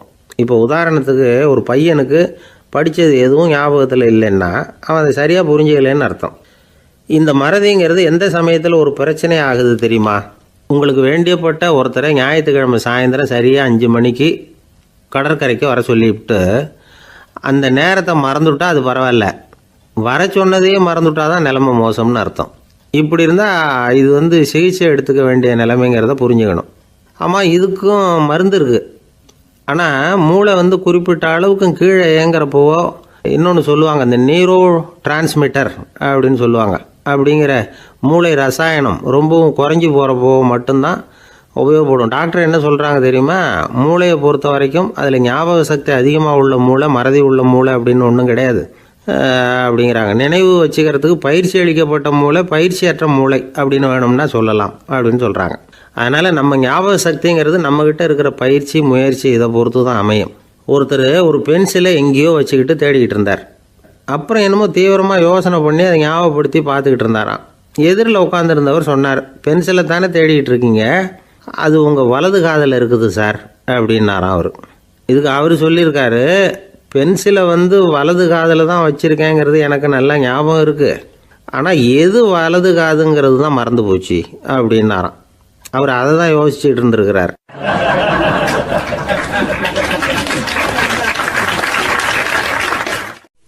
ஒரு நாள் ஒரு நண்பரை சந்தித்தேன். உங்கள் வீடு எதுன்னு உங்களுக்கு தெரியுமா சார்ன்னு. அவர் என்னை ஒரு மாதிரியாக பார்த்தார். அப்புறம் சொன்னார், தெரியும் அப்படின்னாரு. சரி, உங்கள் தொலைபேசி எண் உங்களுக்கு தெரியுமான்னு. அதுவும் தெரியும்னார். உங்கள் மனைவி மக்கள் யார் யாருன்னு உங்களுக்கு தெரியுமான்னு கேட்டேன். என்ன ஒரு மாதிரியாக பார்த்தார். அப்புறம் சொன்னார், அதுவும் தெரியும் சார் அப்படின்னார். சரி, நீங்கள் யாருன்னு உங்களுக்கு தெரியுமான்னு கேட்டேன். இப்போ தான் அவர் முழிக்க ஆரம்பித்தார். அவர் மட்டும் அப்படி இல்லை, நாம் எல்லாருமே அப்படி தான். எதிரில் நிற்கிறது யாருங்கிறது தெரியும், நாம் யாருன்னு நமக்கு தெரியாது. உண்மையிலேயே நாம் யார்? இந்த கேள்விக்கான பதிலை தான் வாழ்க்கை பூரா நாம் தேடிட்டு இருக்கிறோம். புத்தர் என்ன சொல்கிறாரு தெரியுமா? நீங்கள் கடவுளை பற்றி கவலைப்பட தேவையில்லை, உங்களை பற்றின கவலை உங்களுக்கு இருந்தால் போதும் அப்படிங்கிறார். நான் யார், எனக்கு ஏன் இந்த கவலை அப்படின்னு உங்களை நீங்களே கேட்டுக்குங்க அப்படிங்கிறார். நாம் ஏன் கடவுளை படைத்தோம்?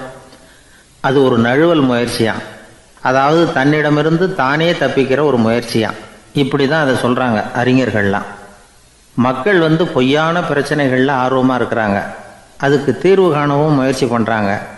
கடவுளை பற்றி விவாதிக்க எல்லாருக்கும் விருப்பம், தன்னுடைய சுயம் பற்றிய பிரஜையே இருக்கிறதில்ல. ஆகக்கூடிய விஷயம் என்னென்னா, கடவுள் சமாளிப்புக்கு பயன்படுத்தப்படுகிறார். மனவியல் என்ன சொல்லுது தெரியுமா? கடவுள், சொர்க்கம், மறுபிறவி இதை பற்றிலாம் பேச ஆரம்பிக்கிறவங்க யார் தெரியுமா? போருக்கு போகிறவன், துன்பத்தில் சிக்கி கஷ்டப்படுறவன், நோய் படுக்கையில் விழுந்தவன், இவங்க தான். நாம் அனுபவத்திலே பார்க்குறோமே இதையெல்லாம். கடவுளை துணைக்கு கூப்பிடுறவங்க யாருன்னு கவனித்து பாருங்கள். பரீட்சை எழுத போகிறவன், வேலை தேடி அலையிறவன், பண நெருக்கடியில் இருக்கிறவன், விபத்தில் சிக்கிக்கிட்டவன், இவங்கெல்லாம் தான். தேர்வில் வெற்றி பெற்றதும் அவரை துணைக்கு கூப்பிடுறதில்ல, வேலை கிடைச்சதும் அவர் துணை தேவைப்படுறதில்ல. ஏன் இப்படி? கொஞ்சம் யோசனை பண்ணி பாருங்கள். துன்பம் வருகிற போது அந்த துன்பத்தை தவிர்க்க வேண்டிய நிலையில் அதிலிருந்து நழுவி போகிறதுக்காக பிரார்த்தனை தேவைப்படுது. எல்லாம் நல்லபடியாக நடக்கிறப்போ பிரார்த்தனை செய்கிறதில்ல. புத்தருடைய வழி என்ன தெரியுமா? அந்த வழியில் கடவுளும் கிடையாது, பிரார்த்தனையும் கிடையாது. புத்தர் செய்தது இதைத்தான். அதாவது கடவுள்கிட்ட இருந்து மனிதனையும், மனிதன்கிட்ட இருந்து கடவுளையும் அவர் விடுவித்தார். புத்த மதம் என்ன சொல்லுது தெரியுமா? கடவுள் பிரச்சனை அல்ல, மனிதன்தான் உண்மையான பிரச்சனை அப்படின்னு சொல்லுது. உங்களை நீங்கள் நல்லா தெரிஞ்சுக்கிட்டா போதும், நீங்களே கடவுள் ஆகிடுவீங்க அப்படிங்கிறது தான் புத்த மதம். அதனால் நமக்கு தேவை உள்முக பயணம். நான் யார் அப்படிங்கிற கேள்வியோடு உள்ளே போகணும். அங்கே போனால் தான் தெரியும் நான் அப்படின்னு அங்கே யாருமே இல்லைங்கிறது. இதெல்லாம் புத்தர் சொல்லுகிற ஒரு தத்துவம். தத்துவம்னு சொன்னாவே நமக்கெல்லாம் அதை புரிஞ்சுக்கிறது கஷ்டம்தான். நம்ம பொறுத்த வரைக்கும் தத்துவங்கிறதுல 2 வகை உண்டு. ஒன்று தத்துவம், இன்னொன்று மகா தத்துவம். தத்துவம்னா என்ன தெரியுமா? கேட்குறவங்களுக்கு புரியக்கூடாது, அதுதான் தத்துவம். மகா தத்துவம் என்னன்னா சொல்கிறவங்களுக்கும் புரியக்கூடாது. அந்த வகையில் பார்த்தா இன்று ஒரு தகவலும் ஒரு மகா தத்துவம் தான்.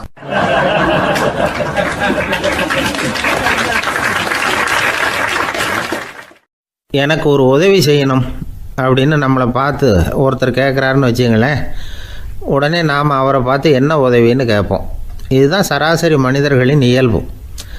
ஆனால் ஒருத்தர் எனக்கு ஒரு உதவி செய்யணும் அப்படின்னு கேட்ட உடனே என்ன உதவின்னு கூட கேட்காம சரி செய்கிறேன் அப்படின்னு ஒத்துக்கிறது இருக்கு பாருங்கள், அது கொஞ்சம் அபூர்வம். அந்த காலத்தில் ஒருத்தர் இருந்தார். அவர் எப்படி தெரியுமா? உதவி கேட்குறவங்க நல்லவங்களா கெட்டவங்களா அப்படின்னு கூட பார்க்கல, தனக்கு நன்மையா தீமையா அப்படின்னு கூட பார்க்கல, உதவி செய்கிறேன்னு புறப்பட்டு விட்டார். அவர் யார் தெரியுமா? அவர் தான் நல சக்கரவர்த்தி. அவர் மாதிரி நாமும் உதவி கேட்குறவங்களுக்கு உடனே உதவி செய்கிறதுக்கு தயாராக இருக்கணும் அப்படின்னு சொன்னார் ஒரு ஆன்மீக பேச்சாளர். நல சரித்திரத்தை அவர் சொல்லிக்கிட்டு இருந்தார். இந்திரன், அக்னி, வருணன், யமன் இவங்க 4 பேரும் நலனை பார்த்து எங்களுக்கு நீ உதவி செய்யணும், எங்களுக்காக நீ தூது போகணும் அப்படின்னு கேட்குறாங்க. யாருக்கிட்ட தூது போகணும், என்ன காரியத்துக்காக போகணும் அப்படின்னு கேட்கணும்ல. நலன் அப்படி கேட்கவே இல்லை, உடனே சரின்னு ஒத்துக்கிறான். அதுக்கப்புறம் அவங்க விவரம் சொல்கிறாங்க, என்ன உதவி, யாருக்கிட்ட தூது போகணும் அப்படிங்கிற விவரத்தை சொல்கிறாங்க. நலனுக்கும் அப்புறம்தான் புரியுது, எந்த தமயந்தியை இவன் காதலிச்சானோ, எந்த தமயந்தின் சுயம்பரத்துக்காக இவன் போய்கிட்டு இருக்கிறானோ அந்த தமயந்தியை பார்த்து தங்களுக்காக அவகிட்ட வாதாடணும், பேசணும், தங்களில் ஒருத்தரை கல்யாணம் பண்ணிக்கும்படியாக கேட்கணும் அப்படின்னு அவங்க 4 பேரும் நலன்கிட்ட கேட்குறாங்க. இதை கேட்டதும் நலன் கொஞ்சம் கூட முகம் சுளிக்கலை, பதட்டப்படலை. நேராக தமயந்தி கிட்ட போகிறான். இந்திரன், அக்னி, வருணன், யமன் இவங்களோட சிறப்புகளை எடுத்து சொல்கிறான். இவங்களில் ஒருத்தரை கல்யாணம் பண்ணிக்கலாம் அப்படின்னு சொல்லி கேட்டுக்கிறான். ஆனால் இதுக்கு தமயந்தி சம்மதிக்கலை. சுயம்வரம் நடக்குது, அவள் நலனை தேர்ந்தெடுக்கிறாள். அந்த 4 பேரும் நலனுக்கு நிறைய வரங்கள்லாம் கொடுக்குறாங்க. அதுக்கப்புறம் இப்படி போகுது கதை. இதில் நாம் கவனிக்க வேண்டியது என்னென்னா, உதவின்னு கேட்ட உடனே என்ன உதவின்னு கேட்காம சரி செய்கிறேன்னு சொன்னான் பாருங்கள், அதை கொஞ்சம் சிந்திக்கணும். செய்கிறேன்னு ஒத்துக்கிட்டதுக்கு அப்புறம் அது என்ன உதவின்னு தெரிஞ்சும் முகம் சுளிக்காமல் அதை செஞ்சான் பாருங்கள், அதையும் கொஞ்சம் சிந்திக்கணும். நம்மளும் ஒருத்தன் ஒரு நண்பனை தேடி போனால் எனக்கு ஒரு உதவின்னா சரி சொல்லுன்னா, இப்போ உங்ககிட்ட 2 கார் இருந்தால் என்ன பண்ணுவேன்னா உடனே அதில் ஒன்று உங்ககிட்ட கொடுத்துருவேன்னா, அவன் உங்ககிட்ட 2 பங்களா